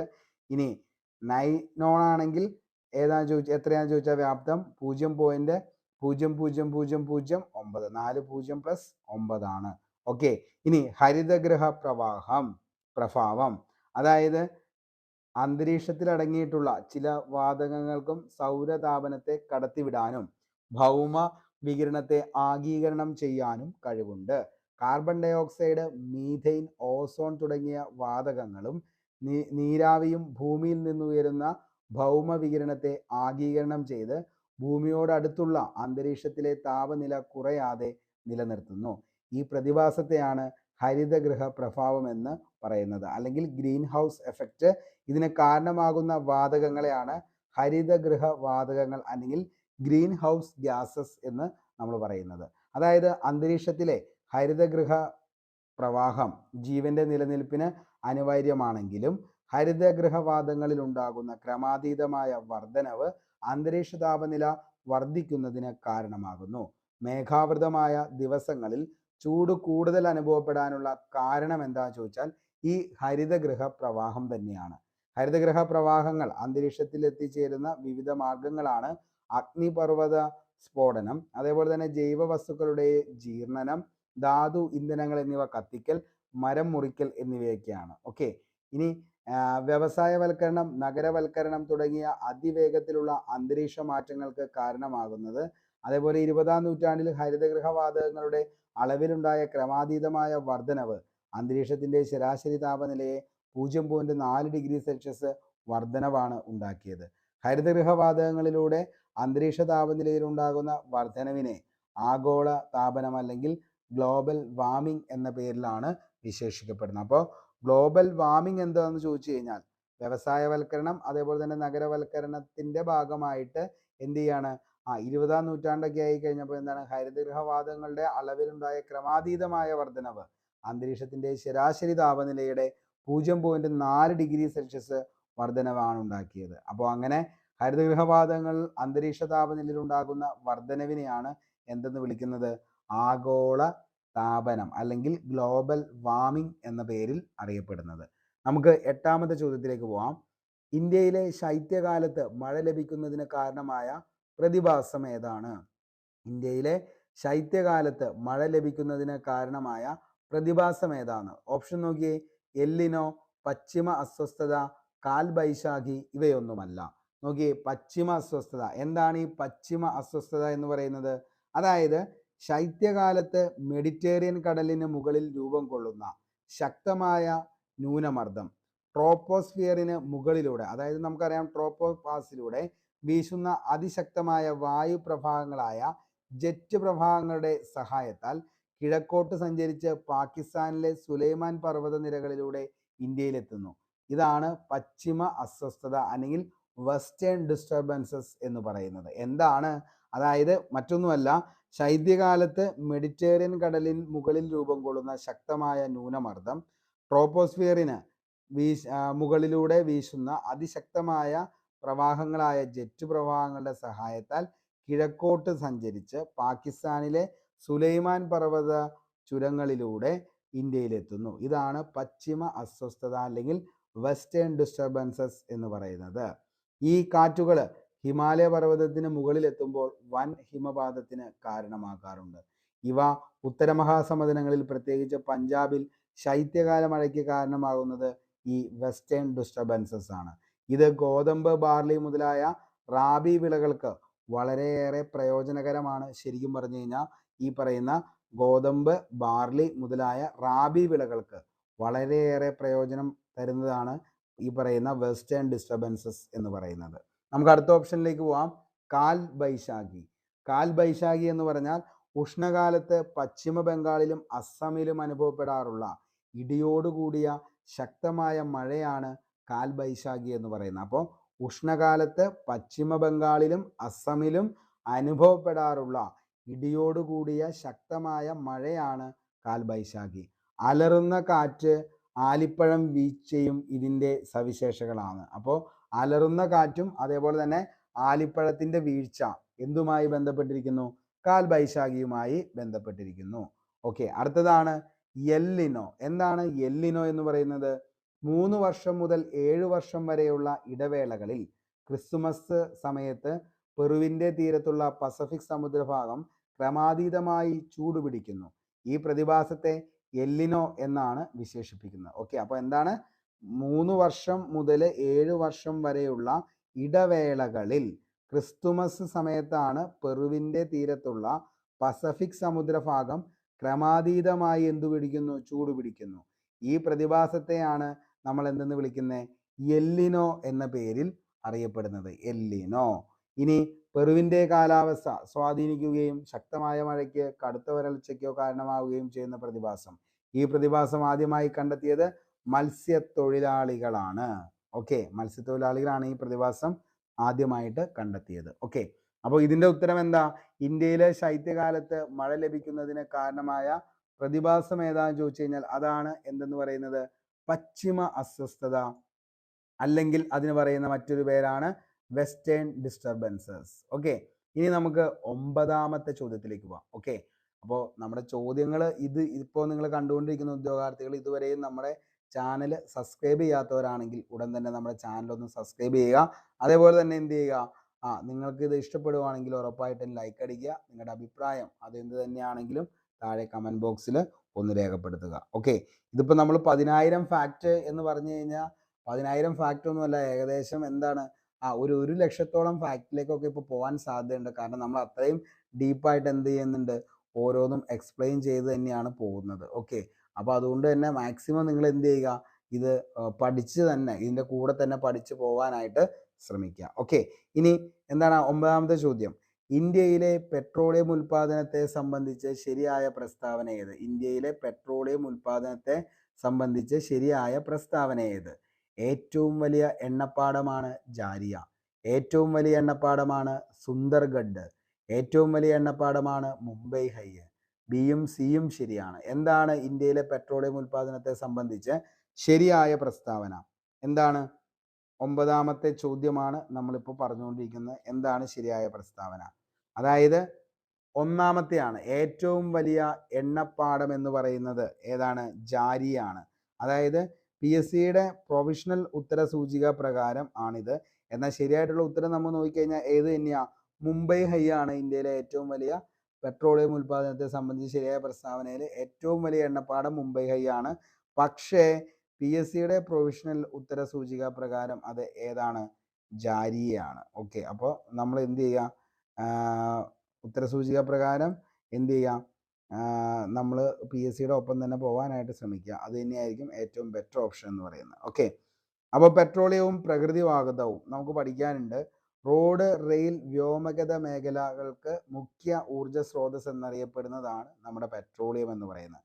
പെട്രോൾ, ഡീസൽ തുടങ്ങിയ ഇന്ധനങ്ങൾ കൂടാതെ രാസവളങ്ങൾ, കൃത്രിമ റബ്ബർ, അതേപോലെ തന്നെ കൃത്രിമ നാരുകൾ, വാസലിൻ തുടങ്ങിയ വിവിധ തരം ഉൽപ്പന്നങ്ങൾ പെട്രോളിയത്തിൽ നിന്നും വേർതിരിച്ചെടുക്കുന്നു. ഇന്ത്യയിൽ ആദ്യമായി പെട്രോളിയം ഖനനം ചെയ്തത് ദിഗ്ബോയ് ആണ്. ദിഗ്ബോയ് എവിടെയാണ് സ്ഥിതി ചെയ്യുന്നതെന്ന് ചോദിച്ചാൽ മോസ്റ്റ്ലി റിപ്പീറ്റഡ് ആണ്, അസമിലാണ്. ഇന്ത്യയിലെ പെട്രോളിയം ഉൽപാദക സംസ്ഥാനങ്ങൾ ഏതൊക്കെയാണെന്ന് ചോദിച്ചാൽ അസം, ഗുജറാത്ത്, മഹാരാഷ്ട്ര. ഇന്ത്യയിലെ ഏറ്റവും വലിയ എണ്ണപ്പാടമാണ് മുംബൈ ഹൈ, എവിടെയാ, മഹാരാഷ്ട്ര. പെട്രോളിയം ഖനനത്തോടൊപ്പം ലഭിക്കുന്ന ഇന്ധനമാണ് പ്രകൃതിവാതകം എന്ന് പറയുന്നത്. ചിലയിടങ്ങളിൽ പ്രകൃതിവാതക നിക്ഷേപങ്ങൾ മാത്രമായും കാണപ്പെടുന്നു. അതേപോലെ തന്നെ എന്താണ്, പ്രകൃതിവാതക നിക്ഷേപങ്ങൾ മാത്രമായും കാണപ്പെടുന്ന സംസ്ഥാനങ്ങളാണ് തമിഴ്നാട്, ആന്ധ്രാപ്രദേശ് തീരങ്ങൾ. പെട്രോളിയം നിക്ഷേപങ്ങൾ കൂടുതൽ സമുദ്രത്തിനടുത്ത് സ്ഥിതി ചെയ്യുന്നു. എന്തുകൊണ്ട്? അതായത് പെട്രോളിയം ഒരു ജീവാംശ ഇന്ധനമാണ്. അവസാദങ്ങൾക്കിടയിൽ ജൈവ പ്രവർത്തനങ്ങളിലൂടെയും രൂപം കൊള്ളുന്ന ശിലാതൈലമാണ് പെട്രോളിയം എന്ന് പറയുന്നത്. സമുദ്ര ജീവജാലങ്ങളുടെ ജൈവാവശിഷ്ടങ്ങളിൽ നിന്നും ഈ വിധം പെട്രോളിയം രൂപം കൊള്ളുന്നു. അടുത്തത് കൽക്കരി. ഇന്ത്യയിലെ മുഖ്യ താപോർജ സ്രോതസ്സാണ് കൽക്കരി എന്ന് പറയുന്നത്. പ്രധാന വ്യാവസായിക ഇന്ധനമാണ് കൽക്കരി. ഇന്ത്യയിൽ കൂടുതലായും കാണപ്പെടുന്ന കൽക്കരിയാണ് ബിറ്റുമിനസ് വിഭാഗത്തിൽപ്പെട്ട ഇത്തരം നിലവാരത്തിലുള്ളവ. അതേപോലെ തന്നെ പ്രധാന കൽക്കരി ഉൽപാദക സംസ്ഥാനങ്ങളാണ് പശ്ചിമ ബംഗാൾ, ജാർഖണ്ഡ്, ഒഡീഷ, ഛത്തീസ്ഗഡ്. ഇന്ത്യയിലെ ഏറ്റവും വലിയ കൽക്കരി പാടമാണ് ജാറിയ. അതെവിടെയാണെന്ന് ചോദിച്ചാൽ ജാർഖണ്ഡാണ്. തമിഴ്നാട്ടിലെ നെയ്വേലിയിൽ ലിഗ്നൈറ്റ് എന്ന ഇന്ധനക്ഷമത കുറഞ്ഞ കൽക്കരിയാണ് കാണപ്പെടുന്നത്. ഇനി ഇരുമ്പയിരിലേക്ക് നോക്കുകയാണെങ്കിൽ ഇരുമ്പയിരിൽ നിന്നാണ് ഇരുമ്പ് എന്ന ലോഹം വേർതിരിക്കുന്നത്. ഇന്ത്യയിൽ കാണപ്പെടുന്ന പ്രധാന ഇരുമ്പയിര് നിക്ഷേപങ്ങളാണ് മാഗ്നൈറ്റ്, ഹെമറ്റൈറ്റ്, ലിമറ്റൈറ്റ്, അതേപോലെ സിഡറൈറ്റ്. ലോകത്തെ മൊത്തം ഇരുമ്പയിര് നിക്ഷേപത്തിന്റെ 20% നമ്മുടെ ഇന്ത്യയിൽ തന്നെയാണ്. ഇരുമ്പയിര് കയറ്റുമതിയിൽ ഇന്ത്യ 4ാം സ്ഥാനത്താണ്. അതേപോലെ തന്നെ ഇന്ത്യയിൽ ഖനനം ചെയ്യുന്ന ഇരുമ്പയിരിന്റെ 50% മുതൽ 60% വരെ ജപ്പാൻ, കൊറിയ, യൂറോപ്യൻ രാജ്യങ്ങൾ, ഗൾഫ് രാജ്യങ്ങൾ എന്നിവിടങ്ങളിലേക്കാണ് കയറ്റുമതി ചെയ്യുന്നത്. ഇരുമ്പിന്റെ ആഭ്യന്തര ഉപയോഗം നിലവിൽ എന്ത് ചെയ്തിട്ടുണ്ട്, വർദ്ധിച്ചിട്ടുണ്ട്. ഇന്ത്യയിലെ ഏറ്റവും വലിയ ധാതു അധിഷ്ഠിത വ്യവസായമാണ് ഇരുമ്പുരുക്ക് വ്യവസായം എന്ന് പറയുന്നത്. ഇരുമ്പുരുക്ക് വ്യവസായശാലകൾ ആവശ്യമായ അസംസ്കൃത വസ്തുക്കളാണ് ഇരുമ്പയിര്, കൽക്കരി, മാംഗനീസ്, ചുണ്ണാമ്പുകല്ല്, ഡോളമൈറ്റ്. ഇന്ത്യയിലെ പ്രധാനപ്പെട്ട ഇരുമ്പയിര് ഖനന മേഖലകളാണ് ഒഡീഷ, സുന്ദർബൻസ്, മയൂർഗഞ്ച്, ചാറ്. ജാർഖണ്ഡിലാണെങ്കിൽ സിംഗ്ഭം, ദുർഗ്. കർണാടക ബെല്ലാരി, ചിക്മഗലൂർ, ഷിമോഗ, ചിത്രദുർഗ്. ഗോവ മർമഗോവ. തമിഴ്നാട് സേലം, അതേപോലെ തന്നെ നീലഗിരി. ഇരുമ്പുരുക്ക് വ്യവസായത്തിലെ ഒരു പ്രധാന അസംസ്കൃത വസ്തുവാണ് കൽക്കരി എന്ന് പറയുന്നത്. ഇന്ത്യയിലെ ഇരുമ്പയിര് നിക്ഷേപങ്ങൾ കൽക്കരിപ്പാടങ്ങൾക്ക് സമീപത്തായി കാണപ്പെടുന്നു. മേൽപ്പറഞ്ഞവ കൂടാതെ ജലലഭ്യത, സൗകര്യങ്ങൾ, കയറ്റുമതി സൗകര്യങ്ങൾ, തൊഴിലാളികളുടെ ലഭ്യത തുടങ്ങിയവയും ഇരുമ്പുരുക്ക് വ്യവസായത്തിൻ്റെ എന്താണ് സ്ഥാനനിർണയത്തിന് പരിഗണിക്കുന്നു. ഓക്കെ, അപ്പോൾ ഇത്രയും കാര്യങ്ങൾ കൂടി എന്ത് ചെയ്യുക, ഓർത്ത് വച്ചേക്കുക. ഓക്കെ, അടുത്താണ് നമ്മുടെ 10ാമത്തെ ചോദ്യം. കേരളത്തിലൂടെ കടന്നു പോകുന്ന ദേശീയ ജലപാത ഏതെന്ന് തിരിച്ചറിയുക. കേരളത്തിലൂടെ കടന്നു പോകുന്ന ദേശീയ ജലപാത ഏതെന്ന് തിരിച്ചറിയുക. ഒത്തിരി തവണ PSC ചോദിച്ചേക്കണ ചോദ്യമാണ്. കേരളത്തിലൂടെ കടന്നു പോകുന്ന ദേശീയപാത താഴെ പറയുന്നവയിൽ ഏതാന്നുള്ളത്. നമുക്ക് ഓപ്ഷനിലേക്ക് നോക്കാം. ദേശീയ ജലപാത 1, ദേശീയ ജലപാത 2, ദേശീയ ജലപാത 3 ഇവയൊന്നുമല്ല.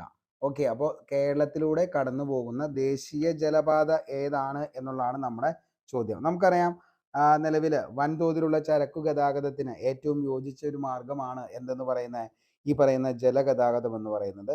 ജലഗതാഗതത്തിന്റെ പൊതുവായ മേന്മകളാണ് ഏറ്റവും ചെലവ് കുറഞ്ഞ ഗതാഗത മാർഗം, അതേപോലെ തന്നെ വൻതോതിലുള്ള ചരക്ക് ഗതാഗതത്തിന് ഉചിതമാണ്, അതേപോലെ പരിസ്ഥിതി മലിനീകരണം ഉണ്ടാകുന്നില്ല, അന്താരാഷ്ട്ര വ്യാപാരത്തിന് ഏറ്റവും യോജിച്ചതും എന്ത് തന്നെയാണ്, ജലഗതാഗതമാണ്.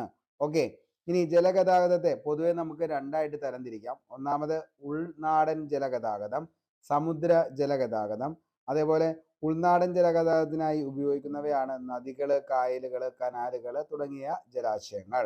ഇന്ത്യയിൽ ഉൾനാടൻ ജലഗതാഗതത്തിനായി പ്രയോജനപ്പെടുത്തുന്ന പ്രധാന ജലാശയങ്ങളാണ് ഗംഗ, ബ്രഹ്മപുത്ര നദികളും പോഷക നദികളും. ഇനി നമുക്ക് ദേശീയ ജലപാത ഏതാണ് കേരളത്തിലൂടെ കടന്നു പോകുന്നത് എന്ന് ചോദിച്ചു കഴിഞ്ഞാൽ ഏതാണ്? ദേശീയ ജലപാത ഏതാണ് ഇവിടെ കേരളത്തിലൂടെ കടന്നു പോകുന്നത് എന്നതാണ് നമ്മുടെ ചോദ്യം എന്ന് പറയുന്നത്. അപ്പോൾ ഏതാണ് കേരളത്തിലൂടെ കടന്നു പോകുന്നത് ദേശീയ ജലപാത എന്ന് പറയുന്നത്? ദേശീയ ജലപാത 3 ആണ്. ഓക്കെ, കേരളത്തിലൂടെ കടന്നു പോകുന്നത് ദേശീയ ജലപാത 3 ആണ്. എവിടെയാ? കേരളത്തിലെ കൊല്ലം മുതൽ കോട്ടപ്പുറം വരെയുള്ള പശ്ചിമതീര കനാൽ 205 കിലോമീറ്റർ ആണ് ദേശീയ ജലപാത 3 എന്ന് പറയുന്നത്, അതായത് NW3 എന്ന് പറയുന്നത്. ഓക്കെ, NW1 എന്ന് പറയുന്നത് ഗംഗാ നദിയിലെ അലഹബാദ് മുതൽ ഹാൽഡിയ വരെയാണ്. 1620 കിലോമീറ്റർ ആണ് ദേശീയ ജലപാത 1 വ്യാപിച്ചു കിടക്കുന്നത്. ഗംഗാ നദിയിൽ അലഹബാദ് മുതൽ ഹാൽഡിയ വരെ 1620 കിലോമീറ്റർ ആണ് ദേശീയ ജലപാത 1. ദേശീയ ജലപാത 2 ബ്രഹ്മപുത്ര നദിയിൽ സാദിയ മുതൽ ധൂബ്രി വരെ 891 കിലോമീറ്റർ ആണ് ദേശീയ ജലപാത 2. ബ്രഹ്മപുത്ര നദി സാദിയ മുതൽ ധൂബ്രി വരെ. ദേശീയ ജലപാത 3 ആണ് കേരളത്തിലെ കൊല്ലം മുതൽ കോട്ടപ്പുറം വരെയുള്ള പശ്ചിമ തീര കനാൽ എന്ന് പറയുന്നത്, 205 കിലോമീറ്റർ. ദേശീയ ജലപാത 4 NW4 ആണ് ഗോദാവരി കൃഷ്ണ നദികളുമായി ചേർന്ന് കാക്കിനട മുതൽ പുതുച്ചേരി വരെയുള്ള കനാൽ 1095 കിലോമീറ്റർ. ദേശീയ ജലപാത 5 NW5 പൂർവ്വതീര കനാലുമായി ബന്ധിപ്പിച്ചിട്ടുള്ള ബ്രാഹ്മണി മഹാനദി ഡെൽറ്റ നദീവ്യവസ്ഥയാണ്. 623 കിലോമീറ്റർ ആണ് ദേശീയ ജലപാത 5 എന്ന് പറയുന്നത്. ഓക്കെ, അതേപോലെ എന്താണ് ഉൾനാടൻ ജലഗതാഗത അതോറിറ്റി രൂപം കൊണ്ട വർഷം എന്നാ ചോദിച്ചു കഴിഞ്ഞാൽ 1986 ഉൾനാടൻ ജലഗതാഗത അതോറിറ്റിയുടെ രൂപീകരണത്തിന് ശേഷം ഇന്ത്യയിൽ 5 ജലപാതകളെ ദേശീയ ജലപാതകളായി നമുക്ക് എന്ത് ചെയ്തിട്ടുണ്ട്? പ്രഖ്യാപിച്ചിട്ടുണ്ട്. സഞ്ചാരത്തിനും ചരക്ക് ഗതാഗതത്തിനും മാത്രമല്ല ഉൾനാടൻ മത്സ്യബന്ധത്തിനും വിനോദസഞ്ചാരത്തിനും ഉൾനാടൻ ജലഗതാഗതത്തെ പ്രയോജനപ്പെടുത്തുന്നു. ഇന്ത്യയുടെ പടിഞ്ഞാറും കിഴക്കുമായി 13ഓളം പ്രധാന തുറമുഖങ്ങളും 185ഓളം ചെറിയ തുറമുഖങ്ങളുമുണ്ട്. അന്താരാഷ്ട്ര വാണിജ്യത്തിൽ ഇന്ത്യയിലെ തുറമുഖങ്ങൾക്ക് ശ്രദ്ധേയമായ സ്ഥാനവുമാണ് ഉള്ളത്. അപ്പോൾ national waterways 1 NW1, NW2, NW3, NW4, NW5 ഇത്രയും കാര്യങ്ങൾ എന്ത് ചെയ്യുക? ഓർത്ത് വച്ചേക്കുക. ഇമ്പോർട്ടൻ്റ് ആണ്. കാരണം എപ്പോഴും PSC എന്ത് ചെയ്യുന്നതാണ്? ഈ പറയുന്ന നാഷണൽ വാട്ടർവേസ് എപ്പോഴും PSCക്ക് ഇഷ്ടപ്പെട്ടതാണ്, ഒത്തിരി തവണ ചോദിക്കാറുമുണ്ട്. ഓക്കെ, നമുക്ക് അടുത്ത ചോദ്യത്തിലേക്ക് പോകാം. താഴെ കൊടുത്തിരിക്കുന്നവയിൽ കണ്ടൽ വനങ്ങൾ കാണപ്പെടാത്ത ജില്ലകൾ ഏതാണ്? അപ്പോൾ താഴെ പറയുന്നവയിൽ കണ്ടൽ വനങ്ങൾ കാണപ്പെടാത്ത ജില്ല ഏതാണ് എന്നതാണ് നമ്മുടെ ചോദ്യം എന്ന് പറയുന്നത്. ഓപ്ഷൻ നോക്കിയേ: പാലക്കാട്, ഇടുക്കി, കണ്ണൂർ, കൊല്ലം, എറണാകുളം, കോഴിക്കോട്, മേൽപ്പറഞ്ഞവയെല്ലാം. താഴെ കൊടുത്തിരിക്കുന്നവയിൽ കണ്ടൽ വനങ്ങൾ കാണപ്പെടാത്ത ജില്ലകൾ. ഞാൻ അതുകൊണ്ടാണ് നിങ്ങളുടെ അടുത്ത് നമ്മുടെ സ്റ്റഡി പ്ലാനിലായിട്ട് പറഞ്ഞത് നിങ്ങൾ ഒരു ദിവസം എന്ത് ചെയ്യുക, ഒരു ഇംഗ്ലീഷ് ചെയ്യുക, അതേപോലെ തന്നെ ഒരു മാത്സിൻ്റെ പ്രോബ്ലം, അതേപോലെ തന്നെ ഒരു ഡിസ്ട്രിക്റ്റ് കംപ്ലീറ്റ് ആക്കുക, അതേപോലെ തന്നെ ഒരു സ്റ്റേറ്റ് കംപ്ലീറ്റ് ആക്കുക എന്നൊക്കെ പറഞ്ഞത്. ഓക്കെ, അപ്പോൾ താഴെ കൊടുത്തിരിക്കുന്നവയിൽ എന്താണ് കണ്ടൽ വനങ്ങൾ കാണപ്പെടാത്ത ജില്ല ഏതാന്നുള്ളതാണ്. ഏതാണ് കണ്ടൽ വനങ്ങൾ? കണ്ണൂർ, കൊല്ലം, അതേപോലെ തന്നെ എറണാകുളം, കോഴിക്കോട്, നമ്മുടെ പാലക്കാട്, ഇടുക്കി. നമ്മുടെ ഉത്തരം എന്ന് പറയുന്നത് പാലക്കാട്, ഇടുക്കിയാണ്. ഏതാണ്? പാലക്കാട്, ഇടുക്കിയാണ്. കണ്ടൽ വനങ്ങൾ കാണപ്പെടാത്ത ജില്ല എന്ന് പറയുന്നത് പാലക്കാട്, ഇടുക്കിയാണ്. ഉപ്പുരസമുള്ള മണ്ണിൽ വളരുന്ന പ്രത്യേകതരം സസ്യജാലങ്ങളാണ് കണ്ടൽ കാടുകൾ എന്ന് പറയുന്നത്. നദീമുഖങ്ങളിലും സമുദ്രതീരങ്ങളിലും അതേപോലെ തന്നെ കരയിടിച്ചിലിനെ ചെറുക്കുന്നതിനാണ് കണ്ടൽ കാടുകൾ. പശ്ചിമ ബംഗാളിലെ കണ്ടൽ കാടുകളാണ് ബംഗാൾ കടുവയുടെ ആവാസ കേന്ദ്രം എന്ന് പറയുന്നത്. കണ്ടൽ കാടുകളുടെ വേരുപടലങ്ങൾ നിരവധി മത്സ്യ ഇനങ്ങളുടെ പ്രജനന കേന്ദ്രങ്ങളുമാണ്. കേരളത്തിൽ കണ്ടൽ കാടുകൾ കാണപ്പെടാത്ത ജില്ലകളാണ് ഇടുക്കി, പത്തനംതിട്ട, പാലക്കാട്, വയനാട്. ഓക്കെ, അപ്പോൾ എവിടെയാണ് കേരളത്തിൽ കണ്ടൽ കാടുകൾ കാണപ്പെടാത്ത ജില്ലകൾ എന്ന് ചോദിച്ചു കഴിഞ്ഞാൽ ഏതൊക്കെയാണ്?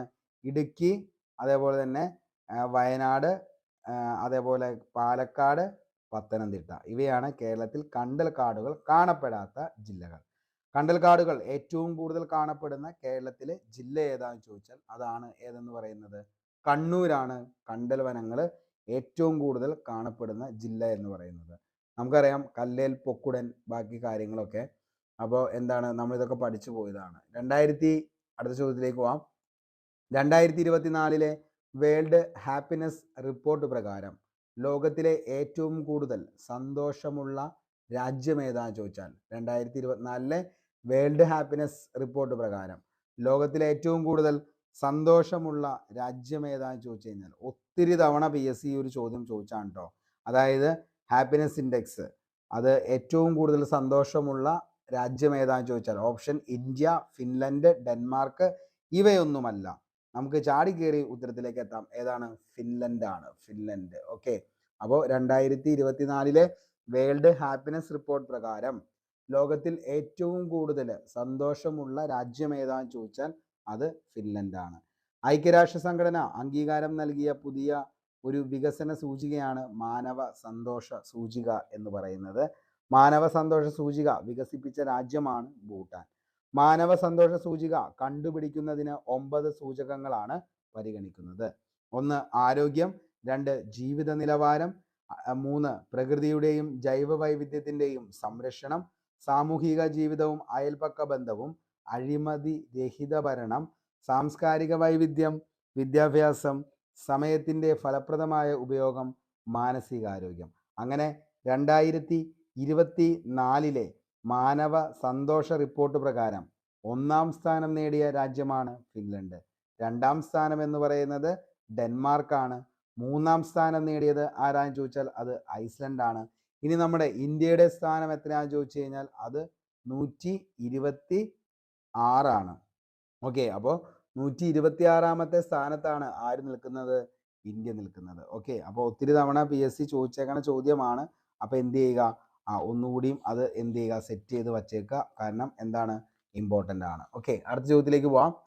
ആഭ്യന്തര സമ്പദ്ഘടന ലോക സമ്പദ്ഘടനയെ ആയി സംയോജിപ്പിക്കുന്നതിനെ ഡാഷ് എന്ന് പറയുന്നു. അപ്പോൾ ആഭ്യന്തര സമ്പദ്ഘടനയെ ലോക സമ്പദ്ഘടനയായി സംയോജിപ്പിക്കുന്നതിനെ ഡാഷ് എന്ന് പറയുന്നു. ആഭ്യന്തര സമ്പദ്ഘടനയെ ലോക സമ്പദ്ഘടനയായി സംയോജിപ്പിക്കുന്നതിനെ ഡാഷ് എന്ന് പറയുന്നു. ഓപ്ഷൻ നോക്കിയ മക്കളെ. സ്വകാര്യവൽക്കരണം, ആഗോളവൽക്കരണം, ഉദാരവൽക്കരണം. ഒന്നാമത്തെ എ മാത്രം, 2, 3, അടുത്തത് 2 മാത്രം. ഇവയൊന്നുമല്ല. ആഭ്യന്തര സമ്പദ് വ്യവസ്ഥയെ ലോക സമ്പദ്ഘടനയുമായി സംയോജിപ്പിക്കുന്നതിനെ ഡാഷ് എന്ന് പറയുന്നു. എന്താണ് പറയുന്നത്? ഓക്കെ. എന്താണ്? 2 മാത്രമാണ് ഇതിൻ്റെ അകത്ത് ശരിയെന്ന് പറയുന്നത്. അതിനെയാണ് നമ്മൾ എന്തെന്ന് വിളിക്കുന്നത്? ആഗോളവൽക്കരണം എന്ന് പറയുന്നത്. എന്താണ്? ആഗോളവൽക്കരണം എന്ന് പറയുന്നത്. അപ്പോൾ ആഗോളവൽക്കരണം എന്ന് പറയുന്നതാണ്. ഓക്കെ. ഇനി ഇന്ത്യയിൽ വിദേശ കടവുമായി ബന്ധപ്പെട്ട് സാമ്പത്തിക പ്രതിസന്ധി അഭിമുഖീകരിച്ച വർഷം എന്നാന്ന് ചോദിച്ചു കഴിഞ്ഞാൽ 1991 ഇന്ത്യൻ പുത്തൻ സാമ്പത്തിക നയം സ്വീകരിച്ച സമയത്തെ പ്രധാനമന്ത്രി PV നരസിംഹ റാവു ആണ്. ഓക്കെ. എന്താണ് ഈ പറയുന്ന ആഗോളവൽക്കരണം എന്ന് ചോദിച്ചു കഴിഞ്ഞാൽ ഉദാരവൽക്കരണത്തിൻ്റെ ഭാഗമായി വിദേശ മൂലധന നിക്ഷേപം നടത്തുന്നതിനുള്ള നിയന്ത്രണങ്ങൾ മാറ്റിയതോടെ കൂടുതൽ മൂലധന നിക്ഷേപം നടത്താൻ വിദേശ സംരംഭകർ തയ്യാറായി. ആഗോളവൽക്കരണത്തിൻ്റെ ഫലമായി ആഗോളതലത്തിൽ മൂലധന പ്രവാഹം ശക്തിപ്പെട്ടു. ഇറക്കുമതി ചുങ്കവും നികുതികളും കുറച്ചുകൊണ്ട് രാജ്യങ്ങൾ തമ്മിലുണ്ടായ സ്വതന്ത്ര വ്യാപാര കരാറുകൾ കയറ്റുമതി ഇറക്കുമതി സുഗമമാക്കി. ആഗോളതലത്തിൽ തൊഴിലാളികളുടെ പ്രവാഹവും സാങ്കേതിക വിദ്യയുടെ കൈമാറ്റവും വർദ്ധിച്ചു. എല്ലാ രാജ്യങ്ങളും ഉൽപ്പന്നങ്ങളും സേവനങ്ങളും എല്ലാ കമ്പോളങ്ങളിലും ലഭ്യമായി. കമ്പോള സൗഹൃദ സാമ്പത്തിക നയങ്ങൾ രാജ്യങ്ങൾ തമ്മിലുള്ള ബന്ധങ്ങൾ വളരാൻ ഇടയാക്കി. രാജ്യത്തിൻ്റെ അതിർത്തികൾ കടന്നുള്ള മൂലധന പ്രവാഹം, തൊഴിലാളികളുടെ ഒഴുക്ക്, സാങ്കേതിക വിദ്യയുടെ കൈമാറ്റം, സാധനങ്ങളുടെയും സേവനങ്ങളുടെയും ഒഴുക്ക് എന്നിവ മൂലം എന്താണ് നിലവിൽ രാജ്യങ്ങൾ തമ്മിലുണ്ടാകുന്ന പരസ്പര സാമ്പത്തിക ഏകോപനവും ആശ്രയവുമാണ് എന്തെന്ന് പറയുന്നത്? ആഗോളവൽക്കരണം എന്നതുകൊണ്ട് ഉദ്ദേശിക്കുന്നത്. 20ാം നൂറ്റാണ്ടിൻ്റെ അവസാന ദശകങ്ങളിൽ കമ്പ്യൂട്ടർ, ഇന്റർനെറ്റ്, മൊബൈൽ ഫോൺ എന്നീ രംഗങ്ങളിലുണ്ടായ വളർച്ചയെ വാർത്താവിനിമയം എളുപ്പമുണ്ടാക്കുകയും ചെയ്തു. ഓക്കെ.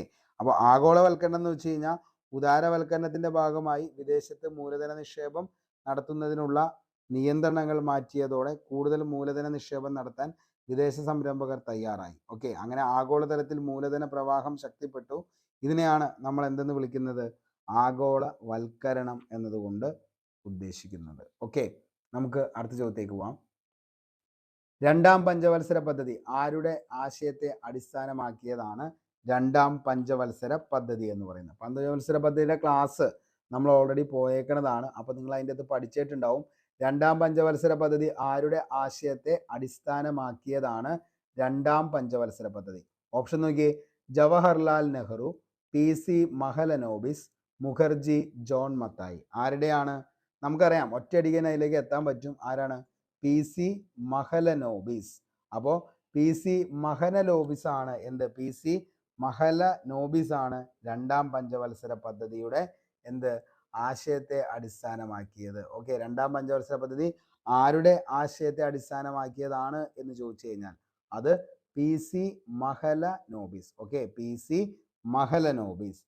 രണ്ടാം പഞ്ചവത്സര പദ്ധതിയുടെ അധ്യക്ഷൻ എന്ന് പറയുന്നത് നെഹ്റു ആണ്. ഉപാധ്യക്ഷൻ ഗുൽസാരിലാൽ നന്ദയും. രണ്ടാം പഞ്ചവത്സര പദ്ധതി ഊന്നൽ നൽകിയത് വ്യവസായത്തിനായിരുന്നു. നമുക്കറിയാം, രണ്ടാം പഞ്ചവത്സര പദ്ധതിയുടെ അടിസ്ഥാനം എന്ന് പറയുന്നത് വ്യാവസായിക നയം. 1956 ഇൻഡസ്ട്രിയൽ പോളിസി റെസൊല്യൂഷൻ.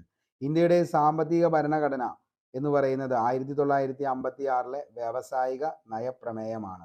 കൃഷിക്ക് കുറഞ്ഞ മുൻഗണന നൽകി ദ്രുതഗതിയിലുള്ള വ്യാവസായികവൽക്കരണത്തിന് ശ്രദ്ധ കേന്ദ്രീകരിച്ച പദ്ധതിയായിരുന്നു രണ്ടാം പഞ്ചവത്സര പദ്ധതി. മഹലനോബിസ് മാതൃക അടിസ്ഥാനത്തിലാണ് രണ്ടാം പഞ്ചവത്സര പദ്ധതി പ്രവർത്തനം ആരംഭിച്ചത്. 1953 ഈ മാതൃക അവതരിപ്പിച്ചത് പ്രശാന്ത ചന്ദ്ര മഹലനോബിസ് ആണ്. ദേശീയ ഹൈവേ ആക്ട് നിലവിൽ വന്നതും നാഷണൽ ഹൈവേ ആക്ട് 1956 പഞ്ചവത്സര പദ്ധതിയുടെ കാലഘട്ടത്തിലാണ്. രണ്ടാം പഞ്ചവത്സര പദ്ധതി. രണ്ടാം പഞ്ചവത്സര പദ്ധതിയുടെ പ്രധാന ലക്ഷ്യങ്ങളാണ് വ്യവസായ പുരോഗതി, ഗതാഗത പുരോഗതി, മിശ്ര സമ്പദ് വ്യവസ്ഥ, തൊഴിലവസരങ്ങൾ വർദ്ധിപ്പിക്കുക, അതേപോലെ സോഷ്യലിസത്തിൽ അധിഷ്ഠിതമായ സമൂഹത്തെ വാർത്തെടുക്കുക, അതേപോലെ സാധ്യമായ എല്ലാ ദിശകളിലും ത്വരിതഗതിയിൽ ഘടനാപരമായ പരിവർത്തനം കൊണ്ടുവരിക, ആണവോർജ്ജ മേഖലയിൽ കൂടുതൽ പ്രവർത്തനങ്ങൾ നടത്തുവാനും കാര്യക്ഷമമായ മനുഷ്യവിഭവശേഷി കണ്ടെത്തുന്നതിനും ഗവേഷണങ്ങൾക്കും പഠനങ്ങളും നടത്തി. ഇന്ത്യൻ പാർലമെന്റ് പാസാക്കിയ ഏറ്റവും വലിയ നിയമമായ ഇന്ത്യൻ കമ്പനീസ് ആക്ട് പാസാക്കിയത് രണ്ടാം പഞ്ചവത്സര പദ്ധതിയുടെ കാലത്താണ്. ഓക്കെ, അടുത്ത ചോദ്യമാണ് 15ാമത്തെ. 2015 ജനുവരി 1 നിലവിൽ വന്ന നീതി ആയോഗിന്റെ ആസ്ഥാനം എവിടെയാണ് സ്ഥിതി ചെയ്യുന്നത്? ഓക്കെ, ഇമ്പോർട്ടൻ്റ് ആണ്. 2015 ജനുവരി 1 എന്ത് വന്നത്? നീതി ആയോഗ് നിലവിൽ വന്നത്. അതിൻ്റെ ആസ്ഥാനം എവിടെയാണ് സ്ഥിതി ചെയ്യുന്നത് എന്നാണ് ചോദിക്കുന്നത്. നമുക്കറിയാം, നീതി ആയോഗ് കേന്ദ്ര ഗവൺമെൻറ് ആസൂത്രണ കമ്മീഷന്റെ പ്രവർത്തനം അവസാനിപ്പിക്കുകയും നീതി ആയോഗ് എന്ന സംവിധാനം നിലവിൽ വരികയും ചെയ്തു. ഇതുവരെയുള്ള ഇന്ത്യയുടെ എല്ലാ കുതിപ്പുകൾക്കും നേതൃത്വം കൊടുത്ത ആദ്യ പ്രധാനമന്ത്രി ജവഹർലാൽ നെഹ്റുവിൻ്റെ കാലത്ത് രൂപം കൊടുത്ത ആസൂത്രണ കമ്മീഷന്റെ 65 വർഷങ്ങൾക്ക് ശേഷമാണ് എന്തു വന്നത്? നീതി ആയോഗ് നിലവിൽ വന്നത്. 2015 ജനുവരി 1 നീതി ആയോഗിന്റെ പൂർണ്ണ രൂപമാണ്. ഒത്തിരി തവണ PSC ചോദിച്ചാണ്. ഫസ്റ്റ് ചോദിച്ചത് നമ്മുടെ യൂണിവേഴ്സിറ്റി അസിസ്റ്റന്റിനായിരുന്നു. അന്ന് നീതി ആയോഗിന്റെ ഫുൾ ഫോം ഏതാണെന്ന് ചോദിച്ചാൽ national institution for transforming India Aayog എന്നതാണ് നീതി ആയോഗിന്റെ പൂർണ്ണ രൂപം എന്ന് പറയുന്നത്. എന്താണ്? National institution for transforming India Aayog. നീതി ആയോഗിന്റെ അധ്യക്ഷനാണ് പ്രധാനമന്ത്രി. നീതി ആയോഗിലെ ഉപാധ്യക്ഷനെ നിയമിക്കുന്നതും പ്രധാനമന്ത്രി തന്നെയാണ്. ചീഫ് എക്സിക്യൂട്ടീവ് ഓഫീസറെ നിയമിക്കുന്നത് പ്രധാനമന്ത്രി. താൽക്കാലിക അംഗങ്ങളായി നിയമിക്കുന്നത് പ്രധാന സർവകലാശാലകളിലും ഗവേഷണ സ്ഥാപനങ്ങളിലും ഉള്ളവർ. Independent evaluation office director in general Ajay ജിബ്ബറിന്റെ ശുപാർശ പ്രകാരമാണ് പ്ലാനിംഗ് കമ്മീഷന് പകരം നീതി ആയോഗ് നിലവിൽ വന്നത്. ആസ്ഥാനം എവിടെയാണെന്ന് ചോദിച്ചു കഴിഞ്ഞാൽ എവിടെയാണ് ആസ്ഥാനം എന്ന് പറയുന്നത്? ന്യൂഡൽഹി ആണ് ആസ്ഥാനം സ്ഥിതി ചെയ്യുന്നത്. ന്യൂഡൽഹിയിലാണ്. ഓക്കെ, അപ്പോൾ ആസ്ഥാനം എവിടെയാണ് സ്ഥിതി ചെയ്യുന്നത് ചോദിച്ചു കഴിഞ്ഞാൽ എവിടെയാണ്? ന്യൂഡൽഹിയിലാണ് ആസ്ഥാനം സ്ഥിതി ചെയ്യുന്നത്. നീതി ഭവൻ അല്ലെങ്കിൽ സൻസദ് മാർഗ് ആണ് എന്തിൻ്റെ? നീതി ആയോഗിന്റെ ആസ്ഥാനം എന്ന് പറയുന്നത് നീതി ഭവൻ അല്ലെങ്കിൽ സൻസദ് മാർഗ്. ഗവൺമെന്റ് പ്രോഗ്രാമുകളും വികസന തന്ത്രങ്ങളും ദീർഘകാലാടിസ്ഥാനത്തിൽ നടപ്പിലാക്കുന്നതിനായി പ്രവർത്തിക്കുന്ന ഇന്ത്യ ഗവൺമെന്റിന്റെ സമിതിയാണ് നീതി ആയോഗ്. ഇന്ത്യയുടെ പോളിസി കമ്മീഷൻ എന്നറിയപ്പെടുന്നതാണ് നീതി ആയോഗ്. അതേപോലെ തന്നെ ഇന്ത്യയുടെ തിങ്ക് ടാങ്ക് എന്നറിയപ്പെടുന്നത് ഏതാണെന്ന് ചോദിച്ചാൽ അതും ഏത് തന്നെയാണ്? നീതി ആയോഗ് തന്നെയാണ്. നീതി ആയോഗിന്റെ ആദ്യ സമ്മേളനം നടന്നത് 2015 ഫെബ്രുവരി 8 നീതി ആയോഗിന്റെ ആദ്യ സമ്മേളനം നടന്നത് 2015 ഫെബ്രുവരി 8. നീതി ആയോഗിന്റെ ആദ്യ സമ്മേളനം അറിയപ്പെടുന്നത് ഏത് പേരിലാണെന്ന് ചോദിച്ചാൽ ടീം ഇന്ത്യ എന്ന പേരിലാണ് നീതി ആയോഗിന്റെ ആദ്യ സമ്മേളനം അറിയപ്പെടുന്നത്. ടീം ഇന്ത്യ എന്ന പേരിലാണ്. ഇനി നമുക്ക് ഭരണ നേതൃത്വം നോക്കുകയാണെങ്കിൽ അധ്യക്ഷൻ നരേന്ദ്രമോദിയാണ് നിലവിൽ. ആദ്യം നരേന്ദ്രമോദി, ഉപാധ്യക്ഷൻ സുമൻ കെ ബറി ആണ് നിലവിൽ. ആദ്യം അരവിന്ദ് ബനഗരി ആയിരുന്നു, രണ്ടാമത് രാജീവ് കുമാർ. സിഒ ഇപ്പോഴത്തെ ആരാന്ന് ചോദിച്ചാൽ BVR സുബ്രഹ്മണ്യമാണ് നിലവിൽ. ആദ്യത്തെ സിന്ധു ശ്രീകുള്ളരും അതേപോലെ തന്നെ അമിതാഭ് കാന്തുമാണ്. അപ്പോൾ അത്രയും കാര്യങ്ങളാണ് അതിൻ്റെ അകത്ത് നോക്കാനുള്ളൂ. അപ്പോൾ എവിടെയാണ് 2015 ജനുവരി 1 നിലവിൽ വന്ന നീതി ആയോഗിന്റെ ആസ്ഥാനം എവിടെയാണ് എന്ന് ചോദിച്ചാൽ അതിന്റെ ഉത്തരമാണ് ന്യൂഡൽഹി. ഓക്കെ, നമുക്ക് അടുത്ത ചോദ്യത്തിലേക്ക് പോകാം. 16ാമത്തെ ചോദ്യം, മിനറൽ ഓയിൽ, ക്രൂഡ് ഓയിൽ എന്നീ പേരുകളിൽ അറിയപ്പെടുന്നത്. മിനറൽ ഓയിൽ, ക്രൂഡ് ഓയിൽ എന്നീ പേരുകളിൽ അറിയപ്പെടുന്നത് താഴെ പറയുന്നവയിൽ ഏതാണ് എന്നാണ് ചോദ്യം എന്ന് പറയുന്നത്. അപ്പോൾ എന്താണ് ചോദ്യം എന്ന് പറയുന്നത്? മിനറൽ ഓയിൽ അല്ലെങ്കിൽ ക്രൂഡ് ഓയിൽ എന്നീ പേരുകളിൽ അറിയപ്പെടുന്നത് താഴെ പറയുന്നവയിൽ എന്താണ് എന്ന് ചോദിച്ചു കഴിഞ്ഞാൽ ഓപ്ഷൻ നോക്കിയേ. Mica, petroleum, granite, dolomite. Mineral oil അല്ലെങ്കിൽ ക്രൂഡ് ഓയിൽ എന്നീ പേരുകളിൽ അറിയപ്പെടുന്നത് എന്താണ്? പെട്രോളിയം ആണ്. ഓക്കെ, പെട്രോളിയം ആണ് എന്ത്? മിനറൽ ഓയിൽ അല്ലെങ്കിൽ ക്രൂഡ് ഓയിൽ എന്ന പേരിൽ അറിയപ്പെടുന്നത് ഏതാണെന്ന് ചോദിച്ചാൽ അത് പെട്രോളിയം ആണ്. ഇന്ധനം, വളം, കൃത്രിമ റബ്ബർ, കൃത്രിമ നാര്, ഔഷധങ്ങൾ, വാസലിൻ, സ്നേഹകങ്ങൾ, മെഴുക്, സോപ്പ്, സൗന്ദര്യവർദ്ധക വസ്തുക്കൾ തുടങ്ങി നിരവധിയായ ആവശ്യങ്ങൾക്ക് പെട്രോളിയം ഉൽപ്പാദനങ്ങൾ ഉപയോഗിക്കുന്നു. അമൂല്യതയും അതേപോലെ തന്നെ വൈവിധ്യമാർന്ന ഉപയോഗവും കാരണം പെട്രോളിയം അറിയപ്പെടുന്നതാണ് ദ്രാവക സ്വർണമെന്ന്. അസംസ്കൃത പെട്രോളിയം കാണപ്പെടുന്ന ശിലകളാണ് അവസാദ ശിലകൾ. പെട്രോളിയം ഖനനത്തോടൊപ്പം ലഭിക്കുന്ന ഇന്ധനമാണ് പ്രകൃതിവാതകം. അസംസ്കൃത പെട്രോളിയത്തിൽ നിന്നും വേർതിരിച്ചെടുക്കുന്ന പല വസ്തുക്കളും മറ്റു പല വ്യവസായങ്ങളും അസംസ്കൃത വസ്തുക്കളുമാണ്. ഇവയെല്ലാം കൂടി അറിയപ്പെടുന്നതാണ് പെട്രോളിയം അധിഷ്ഠിത രാസ വ്യവസായങ്ങളെന്ന്. ഈ വിഭാഗം വ്യവസായങ്ങളെ 4 ഉപവിഭാഗങ്ങളായി വേർതിരിക്കുന്നു. എന്താണ്? പോളിമർ, കൃത്രിമനാരുകൾ, ഇലാസ്തിക ഉൽപ്പന്നങ്ങൾ, പ്രതല ബല ലഘൂകരണ വസ്തുക്കൾ. പെട്രോളിയം അധിഷ്ഠിത രാസ വ്യവസായങ്ങളുടെ കേന്ദ്രം എന്നറിയപ്പെടുന്നതാണ് മുംബൈ എന്ന് പറയുന്നത്. പെട്രോളിയം അധിഷ്ഠിത രാസ വ്യവസായങ്ങളുടെ കേന്ദ്രം മുംബൈ ആണ്. വൈദ്യുത ഉപകരണ വ്യവസായങ്ങളും ഇലക്ട്രോണിക് വ്യവസായങ്ങളിലുമാണ് മൈക്ക മുഖ്യമായും ഉപയോഗിക്കുന്നത്. ഇന്ത്യയിലെ പ്രധാന മൈക്ക ഉൽപാദകരാണ് ജാർഖണ്ഡ്, അതേപോലെ തന്നെ എന്താണ് രാജസ്ഥാൻ, അതേപോലെ ആന്ധ്രാപ്രദേശ്, തമിഴ്നാട്, മധ്യപ്രദേശ്, പശ്ചിമ ബംഗാൾ. ഒരു പ്രധാന ആഗ്നേയശിലയ്ക്ക് ഉദാഹരണമാണ് ഗ്രാനൈറ്റ്. ഒരു പ്രധാന അവസാദ ശിലയ്ക്ക് ഉദാഹരണം ഏതാന്ന് ചോദിച്ചാൽ അത് ഡോളമൈറ്റ് ആണ്. അപ്പോൾ ഒരു പ്രധാന അവസാദ ശില ഏതാന്ന് ചോദിച്ചാൽ അത് ഡോളമൈറ്റ് ആണ്. ഇനി ഒരു പ്രധാന ആഗ്നേയശിലയാണ് ഗ്രാനൈറ്റ്. ഇനി ഇന്ത്യയിലെ മൈക്ക ഉൽപാദനത്തിലെ ഏറ്റവും മുന്നിൽ നിൽക്കുന്ന സംസ്ഥാനങ്ങളാണ് ജാർഖണ്ഡ്, ആന്ധ്രാപ്രദേശ്, രാജസ്ഥാൻ. വൈദ്യുതോപകരണത്തിനും വ്യവസായങ്ങളിലും ഇലക്ട്രോണിക് വ്യവസായങ്ങളിലുമാണ് മൈക്ക എന്തായി മുഖ്യമായിട്ടും ഉപയോഗിക്കുന്നത്. അപ്പോൾ എന്താണ് മിനറൽ ഓയിൽ, ക്രൂഡ് ഓയിൽ എന്നീ പേരുകളിൽ അറിയപ്പെടുന്നത്? അത് പെട്രോളിയം ആണ്. ഓക്കെ, ഇനി 17ാമത്തെ ചോദ്യത്തിലേക്ക് പോകാം. 17ാമത്തെ ചോദ്യം എന്താണ്? സ്റ്റോക്ക് മാർക്കറ്റിന്റെ പ്രവർത്തനങ്ങൾ നിയന്ത്രിക്കുകയും അതേപോലെ തന്നെ നിക്ഷേപകരുടെ താല്പര്യം സംരക്ഷിക്കുകയും ചെയ്യുന്ന സ്വയംഭരണ സ്ഥാപനം ഏതാണ്? ഓക്കെ, അപ്പോൾ സ്റ്റോക്ക് മാർക്കറ്റിന്റെ പ്രവർത്തനങ്ങൾ നിയന്ത്രിക്കുകയും നിക്ഷേപകരുടെ താല്പര്യം സംരക്ഷിക്കുകയും ചെയ്യുന്ന സ്വയംഭരണ സ്ഥാപനം ഏതാണ് എന്നതാണ് നമ്മുടെ ചോദ്യം എന്ന് പറയുന്നത്. ഏതാണ്? സെബി ഉണ്ട്, നബാർഡ് ഉണ്ട്, IMF ഉണ്ട്, വേൾഡ് ബാങ്ക് ഉണ്ട്. അപ്പോൾ സ്റ്റോക്ക് മാർക്കറ്റിൽ പ്രവർത്തനങ്ങൾ നിയന്ത്രിക്കുകയും നിക്ഷേപകരുടെ താല്പര്യങ്ങൾ സംരക്ഷിക്കുകയും ചെയ്യുന്ന സ്വയംഭരണ സ്ഥാപനം ഏതാണെന്ന് ചോദിച്ചാൽ ഏതാണ്? അതാണ് ഓപ്ഷൻ എ, സെബി എന്ന് പറയുന്നത്. ഓപ്ഷൻ എ സെബി ആണ്. ഓക്കെ, അപ്പോൾ കേന്ദ്ര സർക്കാരിൻ്റെ സ്വകാര്യ മന്ത്രാലയത്തിൻ്റെ ഭരണപരമായ നിയന്ത്രണത്തിൽ ഇന്ത്യയിലെ ഓഹരി വിപണികളെ നിയന്ത്രിക്കുന്നതിനും സഹായിക്കുന്നതിനും വേണ്ടി സ്ഥാപിതമായ സ്ഥാപനമാണ് security and exchange board of India അല്ലെങ്കിൽ സെബി എന്ന് പറയുന്നത്. GS പാട്ടീൽ കമ്മിറ്റി ശുപാർശ പ്രകാരമാണ് സെബി നിലവിൽ വന്നത്. അതേപോലെ തന്നെ എന്താണ്? സെബി 1988 ഏപ്രിൽ 12 ഇന്ത്യ ഗവൺമെന്റിന്റെ പ്രമേയത്തിലൂടെ ഒരു നോൺ സ്റ്റാറ്റ്യൂട്ടറി ബോഡിയായി രൂപീകരിച്ചു. സെബി 1992 സ്റ്റാറ്റ്യൂട്ടറി ബോഡിയായി സ്ഥാപിതമായി. 1992 security and exchange board of India ആക്ടിന്റെ വ്യവസ്ഥകൾ 1992 ജനുവരി 30 നിലവിൽ വന്നു. സെബിയുടെ ആദ്യ ചെയർമാനാണ് എസ്.എ. ഡേവ് എന്ന് പറയുന്നത്. സെബിക്ക് സ്റ്റാറ്റ്യൂട്ടറി പദവി ലഭിച്ചതിനു ശേഷം ആദ്യമായി ചെയർമാനായ വ്യക്തിയാണ് ജി.വി. രാമകൃഷ്ണ. സെബിയുടെ നിലവിൽ ചെയർപേഴ്സണാണ് മാധബി പുരി ബുച്ച് എന്ന് പറയുന്നത്. സെബിയുടെ ആസ്ഥാനം എവിടെയാണെന്ന് ചോദിച്ചാൽ അത് മുംബൈയാണ്. എന്താണ് സെബിയുടെ ലക്ഷ്യങ്ങൾ എന്ന് ചോദിച്ചാൽ ലക്ഷ്യങ്ങൾ ഇതൊക്കെയാണ്: ഓഹരി വിപണികളുടെ ചിട്ടയായ പ്രവർത്തനം ഉറപ്പാക്കുക, അതേപോലെ തന്നെ എന്ത് ചെയ്യുക, നിക്ഷേപകരുടെയും താല്പര്യങ്ങളും അവകാശങ്ങളും സംരക്ഷിക്കുകയും അവർക്ക് ആവശ്യമായ മാർഗനിർദ്ദേശങ്ങൾ നൽകുകയും ചെയ്യുക, വിപണി ഇടപാടുകളിലെ അഴിമതികളും കള്ളത്തരങ്ങളും തടയുക, ഇടനിലക്കാരുടെ വികസനത്തിനും ഒപ്പം നിയന്ത്രിക്കുന്നതിനും ഉതകുന്ന രീതിയിൽ പെരുമാറ്റച്ചട്ടങ്ങൾ രൂപീകരിക്കുക.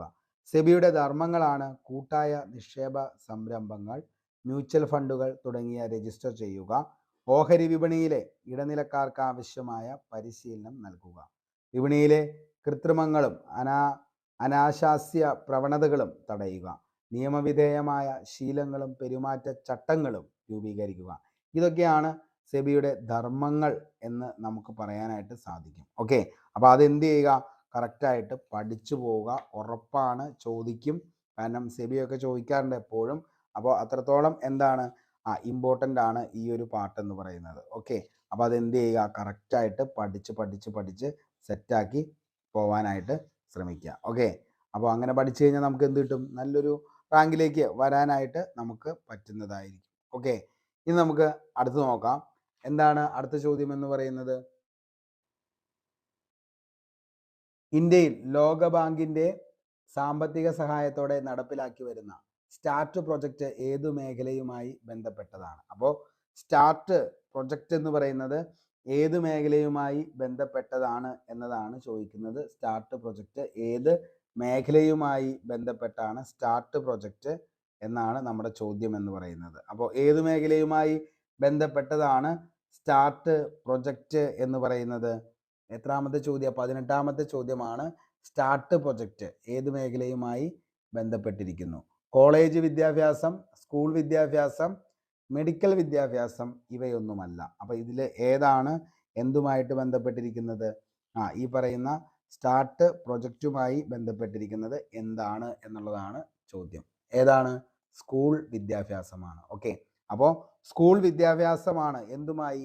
സ്റ്റാർട്ട് പ്രൊജക്റ്റ് മേഖലയുമായി ബന്ധപ്പെട്ടത് സ്കൂൾ വിദ്യാഭ്യാസമാണ്. ഇന്ത്യയിലെ 6 സംസ്ഥാനങ്ങളിലെ സ്കൂൾ വിദ്യാഭ്യാസത്തിന്റെ ഗുണനിലവാരവും ഭരണവും മെച്ചപ്പെടുത്തുന്നതിനായി ഇന്ത്യ ഗവൺമെന്റും ലോകബാങ്കും ചേർന്ന് ഒപ്പുവച്ച $500 മില്യൺ പദ്ധതിയാണ് എന്തെന്ന് പറയുന്നത്?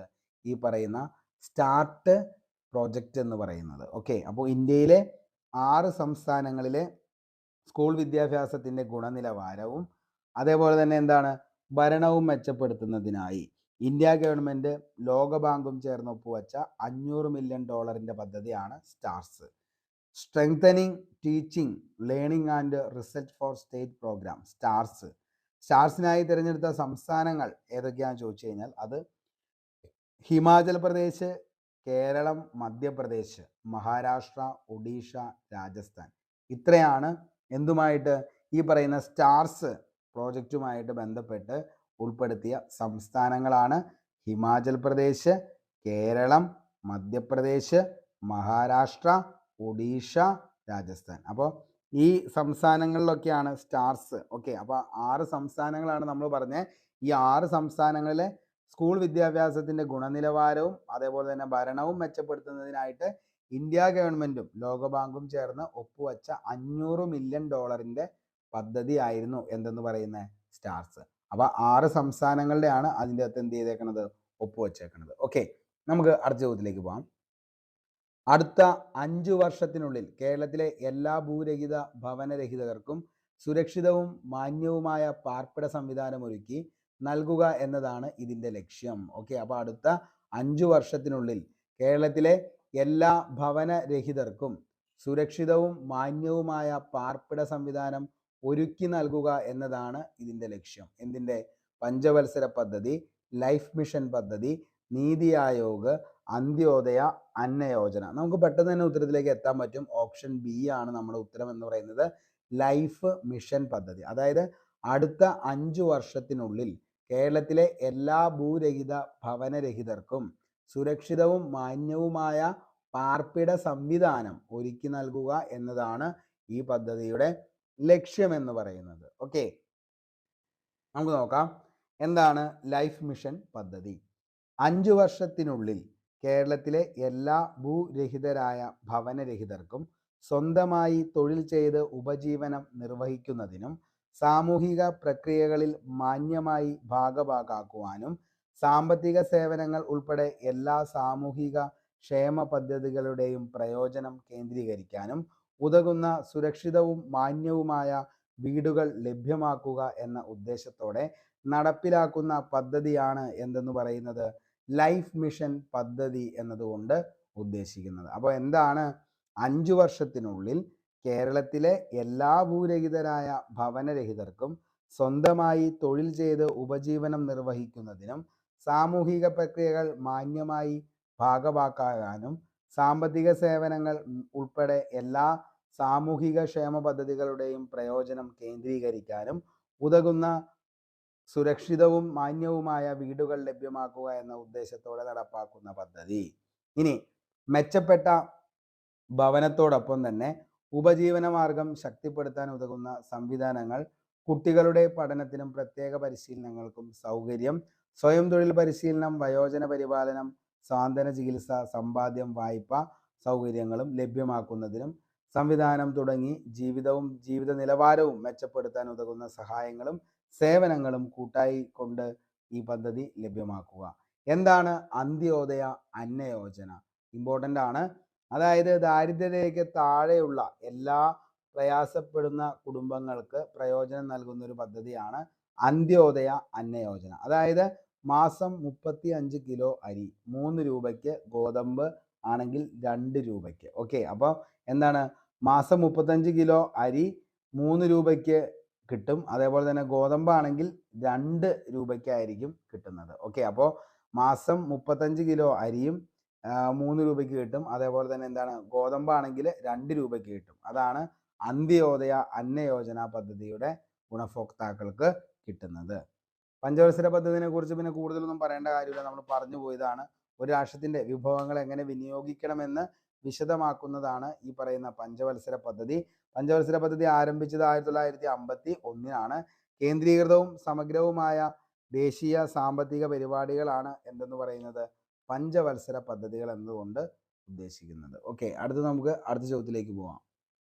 ഇന്ത്യൻ ഭരണഘടനയുടെ അടിസ്ഥാന ഘടനയെക്കുറിച്ചുള്ള സിദ്ധാന്തം ജുഡീഷ്യറി മുന്നോട്ട് വച്ചത് ഏത് കേസിലാണ്? അപ്പോൾ ഇന്ത്യൻ ഭരണഘടനയുടെ എന്താണ് അടിസ്ഥാന ഘടനയെക്കുറിച്ചുള്ള സിദ്ധാന്തം ജുഡീഷ്യറി മുന്നോട്ട് വച്ചത് ഏത് കേസിലാണ് എന്ന് ചോദിച്ചു കഴിഞ്ഞാൽ ഓപ്ഷൻ നോക്കിയ മക്കളെ, Golaknath case, Minerva mill case, Kesavananda Bharati case, Berubari case. അപ്പോൾ ഇന്ത്യൻ ഭരണഘടനയുടെ അടിസ്ഥാന ഘടനയെക്കുറിച്ചുള്ള സിദ്ധാന്തം ജുഡീഷ്യറി മുന്നോട്ട് വച്ചത് ഏത് കേസിലാണെന്ന് ചോദിച്ചു കഴിഞ്ഞാൽ ഏത് കേസിലാണ്? ഓപ്ഷൻ നോക്കിയേ, ഏത് കേസിലാണ്? Kesavananda Bharati case. Option C ആണ് നമ്മുടെ ഉത്തരം എന്ന് പറയുന്നത്. ഓക്കെ, എന്താണ് കേശവാനന്ദ ഭാരതി കേസ് 1973 എന്ന് പറയുന്നത്? ഭരണഘടനയുടെ ആർട്ടിക്കിൾ 368 പ്രകാരം ആമുഖത്തിൽ ഭേദഗതി വരുത്താൻ കഴിയുമോ എന്ന ചോദ്യം ആദ്യമായി ഉയർന്നു വന്നത് ചരിത്രപരമായ കേശവാനന്ദ ഭാരതി കേസിലാണ്. ഈ കേസിൽ ആമുഖം ഭരണഘടനയുടെ ഭാഗമാണെന്ന് സുപ്രീം കോടതി വിലയിരുത്തി. ഇക്കാര്യത്താൽ ബെറുബാരി കേസിൽ 1960 നൽകിയ അഭിപ്രായം തെറ്റാണെന്നും കോടതി പറഞ്ഞു. അപ്പോൾ അടിസ്ഥാന സവിശേഷതകളിൽ ഒരു ഭേദഗതി വരുത്താതെ ഭരണഘടനയ്ക്ക് വിധേയമായി ആമുഖത്തിൽ ഭേദഗതി വരുത്താം. അതേപോലെ മറ്റൊരു വിധത്തിൽ പറഞ്ഞാൽ ആമുഖത്തിൽ അടങ്ങിയിരിക്കുന്ന ഭരണഘടനയുടെ അടിസ്ഥാന ഘടകങ്ങളോ അടിസ്ഥാന സവിശേഷതകളോ ആർട്ടിക്കിൾ 368 പ്രകാരമുള്ള ഭേദഗതിയിലൂടെ മാറ്റാൻ കഴിയില്ലെന്ന് കോടതി വിലയിരുത്തി. കേശവാനന്ദ ഭാരതി കേസിലെ വിധി പ്രഖ്യാപിച്ചത് ഏപ്രിൽ 24, 1973. ഓക്കെ, അപ്പോൾ ബെരുബാരി കേസ് എന്നാണ് നടന്നതെന്ന് ചോദിക്കാറുണ്ട്. 1960 ബെരുബാരി കേസ്. ആമുഖം ഇന്ത്യൻ ഭരണഘടനയുടെ ഭാഗമല്ല എന്ന് പറഞ്ഞത് ബെരുബാരി കേസും ഭാഗമാണെന്ന് പറഞ്ഞത് കേശവാനന്ദ ഭാരതി കേസും. ഈ കേസിൽ സുപ്രീം കോടതി പറഞ്ഞത് ഇന്ത്യൻ ഭരണഘടനാ നിർമ്മാതാക്കളുടെ മനസ്സറിയാനുള്ള താക്കോലാണ് ആമുഖം എന്നാണ് ബെരുബാറി കേസ് 1960 പറഞ്ഞത്. ഓക്കെ, ഇനി പി കെ തുങ്കൻ കമ്മിറ്റി, അത് നമുക്കറിയാം, അത് അടുത്ത ക്വസ്റ്റ്യനിലേക്ക് വരുന്നതാണ്. പി കെ തുങ്കൻ കമ്മിറ്റിയും ബാക്കി കാര്യങ്ങളൊക്കെ നമുക്ക് അതിൽ പറയാം. ഇനി നമുക്ക് നോക്കേണ്ടത് മിനർവ മിൽ കേസാണ്. മിനർവ മിൽ കേസ്, അതായത് ഈ കേസിലെ സുപ്രീം കോടതിയുടെ വിധി മൗലികാവകാശങ്ങൾ മാർഗനിർദ്ദേശക തത്വങ്ങളും പരസ്പരം പൂരകങ്ങളാണ്. അതേപോലെ മാർഗനിർദ്ദേശക തത്വങ്ങൾ നടപ്പിലാക്കുന്നതിന് ഏതെങ്കിലും മൗലിക അവകാശങ്ങൾ നടപ്പാക്കുന്നതിന് ഏതെങ്കിലും മാർഗനിർദ്ദേശക തത്വങ്ങളോ പരസ്പരം ത്യജിക്കേണ്ട കാര്യമില്ല എന്ന് പറയുന്നതാണ് മിനർവ മിൽസ് വാസ് യൂണിയൻ ഓഫ് ഇന്ത്യ 1980. എന്താണ് ഗോലക്നാഥ് കേസ് എന്ന് പറഞ്ഞു കഴിഞ്ഞാൽ മാർഗനിർദ്ദേശക തത്വം നടപ്പിലാക്കുവാൻ മൗലിക അവകാശം ഭേദഗതി ചെയ്യേണ്ടതില്ല എന്നായിരുന്നു സുപ്രീം കോടതിയുടെ വിധി എന്ന് പറയുന്നത്. ഓക്കെ, ഇനി എന്നാ കേശവാനന്ദ ഭാരതി കേസ് വിധി പ്രഖ്യാപിച്ചത്? 73 ഏപ്രിൽ 24. ഓക്കെ, നമുക്ക് അടുത്ത ചോദ്യത്തിലേക്ക് പോവാം. 21ാമത്തെ ചോദ്യം. ഇന്ത്യയിലെ തദ്ദേശ സ്വയംഭരണ സ്ഥാപനങ്ങൾക്ക് ഭരണഘടനാപരമായ അംഗീകാരം ശുപാർശ ചെയ്ത കമ്മിറ്റി ഏതാണ്? ഇന്ത്യയിലെ തദ്ദേശ സ്വയംഭരണ സ്ഥാപനങ്ങൾക്ക് ഭരണഘടനാപരമായ അംഗീകാരം ശുപാർശ ചെയ്ത കമ്മിറ്റി ഏതാണ് എന്ന് ചോദിച്ചു കഴിഞ്ഞാൽ ഏതാണ്? അതാണ് P K Thungon committee. Option B ആണ് പി കെ തുങ്കൻ കമ്മിറ്റി. അപ്പോൾ ഇന്ത്യയിലെ തദ്ദേശ സ്വയംഭരണ സ്ഥാപനങ്ങൾക്ക് ഭരണഘടനാപരമായ അംഗീകാരം ശുപാർശ ചെയ്ത കമ്മിറ്റിയാണ് പി കെ തുങ്കൻ കമ്മിറ്റി. എന്താണ് പി കെ തുങ്കൻ കമ്മിറ്റി? 1988 രൂപീകരിച്ച പാർലമെന്ററി സബ് കമ്മിറ്റിയാണ് P K Thungon committee. Panchayat രാജിന് ഭരണഘടനാപരമായ അംഗീകാരം നൽകണമെന്ന് നിർദ്ദേശിച്ചു. ഈ കമ്മിറ്റി മുന്നോട്ട് വച്ച മറ്റ് നിർദ്ദേശങ്ങളായിരുന്നു ത്രിതല പഞ്ചായത്ത് സംവിധാനം തുടരണം, ജില്ലാ പരിഷത്ത് മാത്രമായിരിക്കണം ജില്ലാതല ആസൂത്രണ വികസനത്തിന്റെ ഏജൻസി എന്നുള്ളത്. അതേപോലെ തന്നെ പഞ്ചായത്ത് രാജ് സ്ഥാപനങ്ങളുടെ കാലാവധി 5 വർഷമാക്കണം, സംസ്ഥാന ധനകാര്യ കമ്മീഷൻ രൂപവൽക്കരിക്കണം, ആസൂത്രണത്തിനായി മന്ത്രിയുടെ അധ്യക്ഷതയിൽ സംസ്ഥാന തലത്തിൽ ആസൂത്രിത കോർപ്പറേഷൻ കമ്മിറ്റി രൂപീകരിക്കണം, അതേപോലെ തന്നെ സംവരണം സംഖ്യാനുപാതത്തിലായിരിക്കണം, വനിതാ സംവരണം ഉണ്ടായിരിക്കണം എന്നൊക്കെ പറയുന്നത് പി കെ തുങ്കൻ കമ്മിറ്റിയാണ്. എന്താണ് ബൽവന്ത് റായ് കമ്മിറ്റി? അതായത് CDP അതേപോലെ തന്നെ NES എന്നീ പദ്ധതികൾക്ക് ഉദ്ദേശിച്ച ഫലം ഉണ്ടാക്കാൻ കഴിയാത്തതിന്റെ കാരണം കണ്ടെത്തി അവ മെച്ചപ്പെടുത്തുന്നതിനുള്ള നിർദ്ദേശങ്ങൾ നൽകാൻ വേണ്ടിയാണ് ഈ കമ്മിറ്റി രൂപീകരിച്ചത്. കമ്മിറ്റിയുടെ അധ്യക്ഷൻ ബൽവന്ത് റായ് മേത്തയായിരുന്നു. ഓക്കെ, ഇനി ഏതാണ് അശോക് മേത്ത കമ്മിറ്റി? അശോക് മേത്ത 1977 ഡിസംബറിൽ ജനതാ സർക്കാർ നിയമിച്ച കമ്മിറ്റിയാണ്. അതേപോലെ committee on panchayat Raj institution എന്നാണ് ഈ കമ്മിറ്റിയുടെ പേരെന്ന് പറയുന്നത്, അശോക് മേത്ത കമ്മിറ്റി.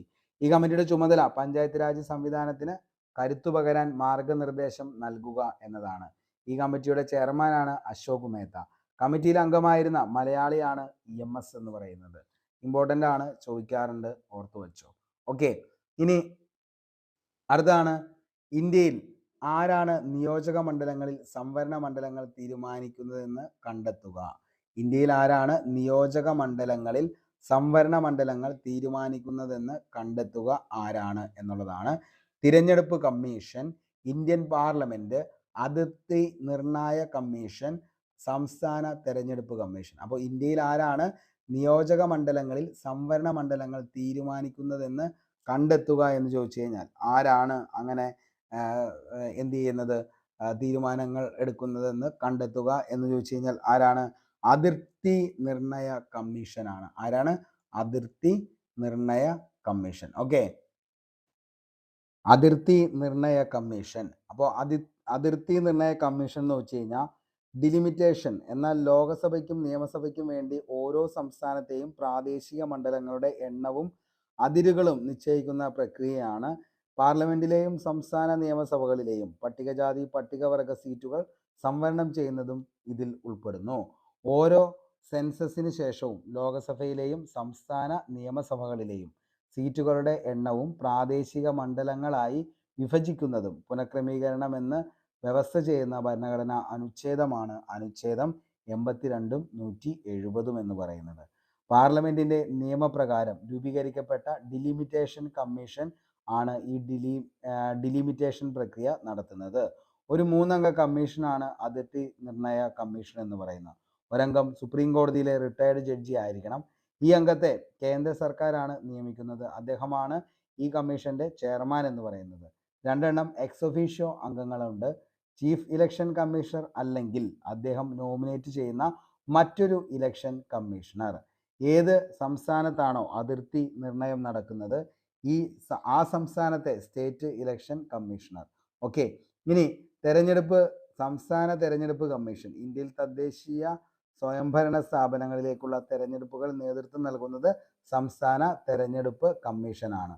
ഓക്കെ, ഇനി ഇന്ത്യയിൽ നിയമനിർമ്മാണം നടത്തുന്ന ഭരണഘടനാ സ്ഥാപനമാണ് ഇന്ത്യൻ പാർലമെന്റ്, ലോകസഭ, അതേപോലെ തന്നെ രാജ്യസഭ, പ്രസിഡന്റ്. ഇന്ത്യയിൽ പാർലമെന്റ്, സംസ്ഥാന നിയമസഭകൾ, പ്രസിഡന്റ്, വൈസ് പ്രസിഡന്റ് തുടങ്ങിയവയുടെ തെരഞ്ഞെടുപ്പ് പ്രവർത്തനങ്ങൾക്ക് നേതൃത്വം നൽകുന്ന ഭരണഘടനാ സ്ഥാപനമാണ് തെരഞ്ഞെടുപ്പ് കമ്മീഷൻ എന്ന പേരിൽ അറിയപ്പെടുന്നത്. ഓക്കെ, ഇനി നമുക്ക് അടുത്ത ചോദ്യത്തിലേക്ക് പോകാം. 23ാമത്തെ ചോദ്യം. താഴെ തന്നിരിക്കുന്നതിൽ ഏതാണ് ഫെഡറൽ വ്യവസ്ഥയിൽ വിവാദമായ പദവി എന്ന് പറയുന്നത്? അപ്പോൾ താഴെ തന്നിരിക്കുന്നവയിൽ ഏതാണ് ഫെഡറൽ വ്യവസ്ഥയിൽ വിവാദമായ പദവി എന്നതുകൊണ്ട് ഉദ്ദേശിക്കുന്നത്? ഏതാണ്? രാഷ്ട്രപതി, പ്രധാനമന്ത്രി, മുഖ്യമന്ത്രി, ഗവർണർ. നമ്മുടെ ഉത്തരം ഗവർണറാണ്. ഓക്കെ, അപ്പോൾ താഴെ പറയുന്നവയിൽ ഏതാണ് ഫെഡറൽ വ്യവസ്ഥയിൽ വിവാദമായ പദവി എന്നതുകൊണ്ട് ഉദ്ദേശിക്കുന്നത്? ഏതാണ്? ഗവർണറാണ്. ഓക്കെ, ഇന്ത്യൻ ഫെഡറലിസം എന്നത് ഒരു ശക്തമായ കേന്ദ്ര ഗവൺമെന്റും എന്നാൽ സ്വയം ഭരണമുള്ള സംസ്ഥാനങ്ങളുമാണ്. ഇന്ത്യൻ ഫെഡറൽ സിസ്റ്റം പ്രകാരം ഗവർണർ ഒരു സംസ്ഥാനത്തിന്റെ ഭരണഘടനാ തലവനും അതോടൊപ്പം തന്നെ കേന്ദ്ര സർക്കാരിന്റെ പ്രതിനിധിയുമാണ്. ഒരു സംസ്ഥാനത്തിന്റെ എല്ലാ കാര്യനിർവഹണത്തിനും ഗവർണറുടെ പേരിലാണ് നടക്കുന്നത്. ഭരണഘടനാ പ്രകാരം ഒരു സംസ്ഥാനത്തിന്റെ ഗവൺമെന്റിന്റെ തലവനായ മുഖ്യമന്ത്രിയും ക്യാബിനറ്റ് മന്ത്രിമാരുമാണ് അദ്ദേഹത്തിന്റെ ഈ പ്രവർത്തനത്തിൽ സഹായിക്കുന്നത്. എന്നാൽ ചില അവസരങ്ങളിൽ ഗവർണർക്ക് അദ്ദേഹത്തിൻ്റെതായ ചില പ്രത്യേകത അധികാരങ്ങൾ ഉണ്ട്.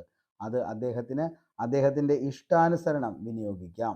എന്നാൽ ഇപ്പോഴുള്ള സമകാലിക സംഭവങ്ങളിൽ ഗവർണർ ഭരണഘടനാ തലവനാണെന്ന സ്ഥാനത്തിനപ്പുറം കേന്ദ്ര സർക്കാർ പ്രതിനിധി എന്ന റോൾ കൂടി പ്രയോഗിക്കുന്നുണ്ട്. ഇനി ഗവർണർ സംസ്ഥാന സർക്കാർ പ്രശ്നങ്ങൾ ഒഴിവാക്കുന്നതിനായി നിരവധി കമ്മീഷനുകളുടെ നിർദ്ദേശങ്ങൾ നിലവിൽ വന്നിട്ടുമുണ്ട്. അവയിൽ ചിലതാണ് സർക്കാരിയ കമ്മീഷൻ റിപ്പോർട്ട്, അതേപോലെ തന്നെ പുഞ്ചി കമ്മീഷൻ റിപ്പോർട്ട്, SR ബൊമ്മാവാസ് union of India limited, supreme കോടതി വിധി തുടങ്ങിയവയെല്ലാം. ഓക്കെ, അപ്പോൾ അതൊക്കെ ഒന്ന് ജസ്റ്റ് എന്ത് ചെയ്യുക, ഓർത്ത് വച്ചേക്കുക. 25ാമത്തെ ചോദ്യം. തോമസ് ഹെയർ എന്ന ബ്രിട്ടീഷുകാരനാണ് ഏക കൈമാറ്റ വോട്ട് വ്യവസ്ഥ, അതായത് ഹെയർ വ്യവസ്ഥയുടെ ഉപജ്ഞാതാവ്. ഏത് കൃതിയിലാണ് അദ്ദേഹം ഈ വ്യവസ്ഥ അവതരിപ്പിച്ചത്? അപ്പോൾ തോമസ് ഹെയർ എന്ന ബ്രിട്ടീഷുകാരൻ ഏക കൈമാറ്റ വോട്ട് വ്യവസ്ഥ, അത് ഹെയർ വ്യവസ്ഥയുടെ ഉപജ്ഞാതാവ്, ഏത് കൃതിയിലാണ് അദ്ദേഹം ഈ വ്യവസ്ഥ അവതരിപ്പിച്ചത്? ഓപ്ഷൻ നോക്കി. ദ ഇലക്ഷൻ ഓഫ് റെപ്രസെൻറ്റേറ്റീവ്, അതേപോലെ തന്നെ machinery of representation, on representation government personal procession, treaty on the election of representative. Okay, അപ്പോൾ treaty on the election of representative ഏതാണ്?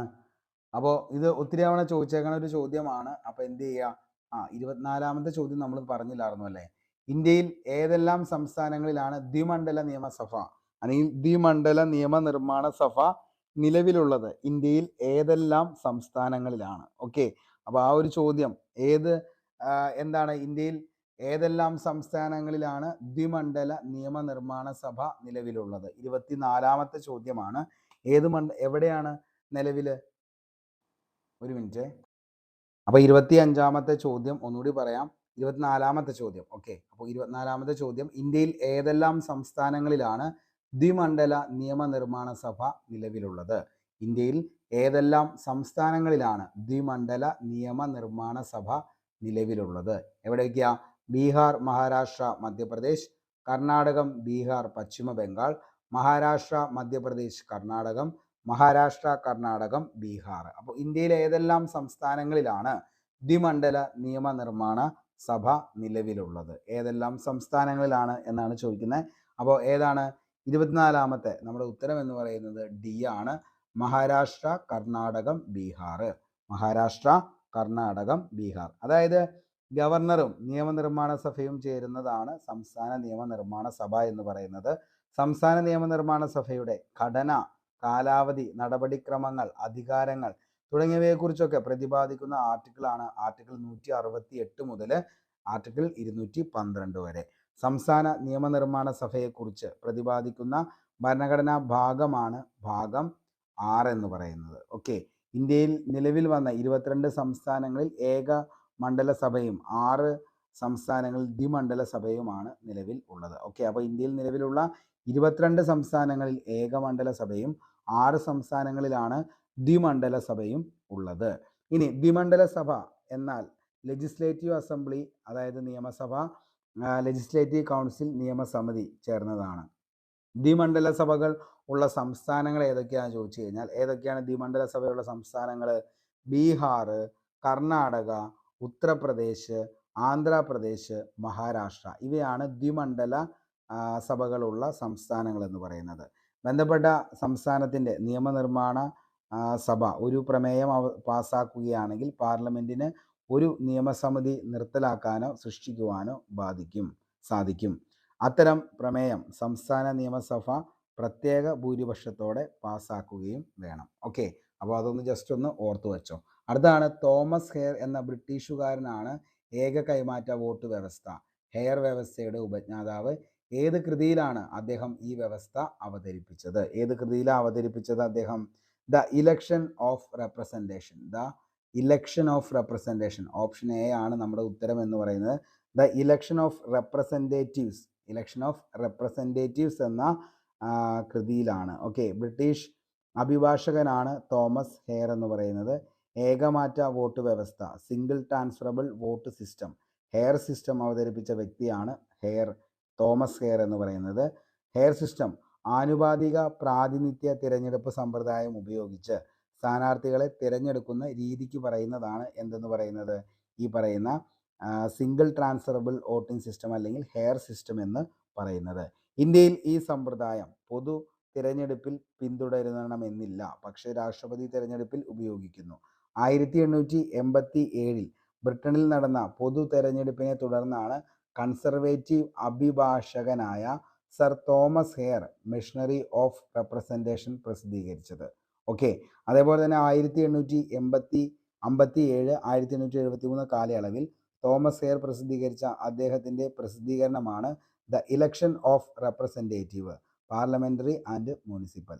ഹൗസ് ഓഫ് കോമൺവെൽസിലെയും മറ്റ് ഇലക്ട്രൽ അസംബ്ലിയിലെയും ന്യൂനപക്ഷങ്ങൾ ഉൾപ്പെടെ ബ്രിട്ടനിലെ എല്ലാ ജനവിഭാഗങ്ങൾക്കും ആനുപാതിക പ്രാതിനിധ്യം ഉറപ്പാക്കുന്ന ഒരു സംവിധാനം രൂപപ്പെടുത്താനുള്ള ശ്രമത്തിലാണ് അദ്ദേഹം ഈ ഒരു ശ്രദ്ധ കേന്ദ്രീകരിച്ചത്. ഇംഗ്ലണ്ടിനെ ഒരു വലിയ മണ്ഡലമാക്കി മാറ്റുന്നതും ഓരോ വോട്ടറും ഒപ്പിടുകയും തൻ്റെ വോട്ട് പരിശോധിക്കുകയും ചെയ്യുന്നതും അദ്ദേഹത്തിൻ്റെ യഥാർത്ഥ തെരഞ്ഞെടുപ്പ് സമ്പ്രദായ ആശയങ്ങളിൽ ഉൾപ്പെടുന്നു. തോമസ് ഹെയറിൻ്റെ രീതി അനുസരിച്ച് സീറ്റുകളുടെ എണ്ണം കൊണ്ട് വോട്ട് ഹരിക്കുമ്പോൾ ക്വാട്ട രൂപീകരിക്കുന്നു. തുടർന്ന് മിച്ചമുള്ളവ റാൻഡമായി വിതരണം ചെയ്യപ്പെടുന്നു. ദ ഇലക്ഷൻ ഓഫ് റെപ്രസെൻറ്റേറ്റീവ്സിൽ ആനുപാതിക പ്രാതിനിധ്യ വ്യവസ്ഥ അഴിമതി, അക്രമാസക്തമായ അസംതൃപ്തി, തെരഞ്ഞെടുപ്പ് അല്ലെങ്കിൽ വോട്ടർ തെരഞ്ഞെടുപ്പിൻ്റെ പരിമിതമായ അധികാരം എന്നിവ അവസാനിപ്പിക്കും എന്ന് അദ്ദേഹം പ്രസ്താവിച്ചു. ഒടുവിൽ John Stuart mill, Catherine Helen space തുടങ്ങിയ സമകാലികരുടെ സഹായത്തോടെ തോമസ് ഹെയർ ആനുപാതിക പ്രാതിനിധ്യം എന്ന ആശയം ലോകമെമ്പാടും ജനകീയമാക്കുകയും ചെയ്തു. ഓക്കെ, അപ്പോൾ ഇത്രയും കാര്യങ്ങളാണ് നമ്മൾ ഇന്ന് ഫസ്റ്റ് പാർട്ടിൽ ചർച്ച ചെയ്യാനായിട്ട് ഉദ്ദേശിച്ച് 25 ഇതിനപ്പുറത്തേക്ക് പോയി കഴിഞ്ഞാൽ നമ്മുടെ വീഡിയോൻ്റെ ലെങ്ത് എന്ന് പറയുന്നത് ഭയങ്കര കൂടുതലാവും. നമുക്കത് എന്ത് ചെയ്യാൻ പറ്റത്തില്ല, കണ്ടു തീർക്കാനായിട്ട് പറ്റത്തില്ല. അപ്പോൾ ഇത്രയും കാര്യങ്ങൾ നിങ്ങൾക്ക് ഇഷ്ടപ്പെട്ടെങ്കിൽ ഉറപ്പായിട്ടും വീഡിയോയ്ക്ക് ലൈക്ക് ചെയ്യുക. അതേപോലെ തന്നെ നിങ്ങളുടെ അഭിപ്രായം അത് എന്ത് തന്നെയാണെങ്കിലും താഴെ കമൻറ്റ് ബോക്സിൽ ഒന്ന് രേഖപ്പെടുത്തുക. പുതിയൊരു വീഡിയോയുമായി അല്ലെങ്കിൽ ഇതിൻ്റെ ബാക്കി പാർട്ടുമായി നമുക്ക് വീണ്ടും കണ്ടുമുട്ടാം. അപ്പോൾ ഇതിൻ്റെ ബാക്കി പാർട്ട് ചെയ്യണമെന്നുണ്ടെങ്കിൽ നിങ്ങൾ ഉറപ്പായിട്ടും താഴെ കമൻറ്റ് ബോക്സിൽ നിങ്ങളുടെ അഭിപ്രായം ഒന്ന് രേഖപ്പെടുത്തുക. അതിനുശേഷം ഓക്കെ ആണെങ്കിൽ നമുക്കിത് കണ്ടിന്യൂ ചെയ്യാം. മാക്സിമം ഇതിൻ്റെ വീഡിയോൻ്റെ ലെങ്ത് എന്ന് പറയുന്നത് ചിലപ്പോൾ നമ്മൾ ഡിസ്ക്രൈബ് ചെയ്ത് പോകുമ്പോൾ ചിലപ്പോൾ 1 മണിക്കൂർ, 2 മണിക്കൂർ, 3 മണിക്കൂർ, 4 മണിക്കൂറൊക്കെ വരും ഒരു ക്വസ്റ്റ്യൻ പേപ്പർ എന്ന് പറയുന്നത്. അപ്പോൾ അത് ഓക്കെ ആണെങ്കിൽ നമുക്കത് കണ്ടിന്യൂ ചെയ്യാം, അല്ലെങ്കിൽ നമ്മൾ ചോദ്യവും ഉത്തരവുമായി പറഞ്ഞ് കംപ്ലീറ്റ് ചെയ്യാം. Okay, thank you. അപ്പോൾ നമുക്ക് എന്ത് ചെയ്യാം, പുതിയൊരു വീഡിയോയുമായി വീണ്ടും കണ്ടുമുട്ടാം. Signing off Arun Kombanadan. Thank you.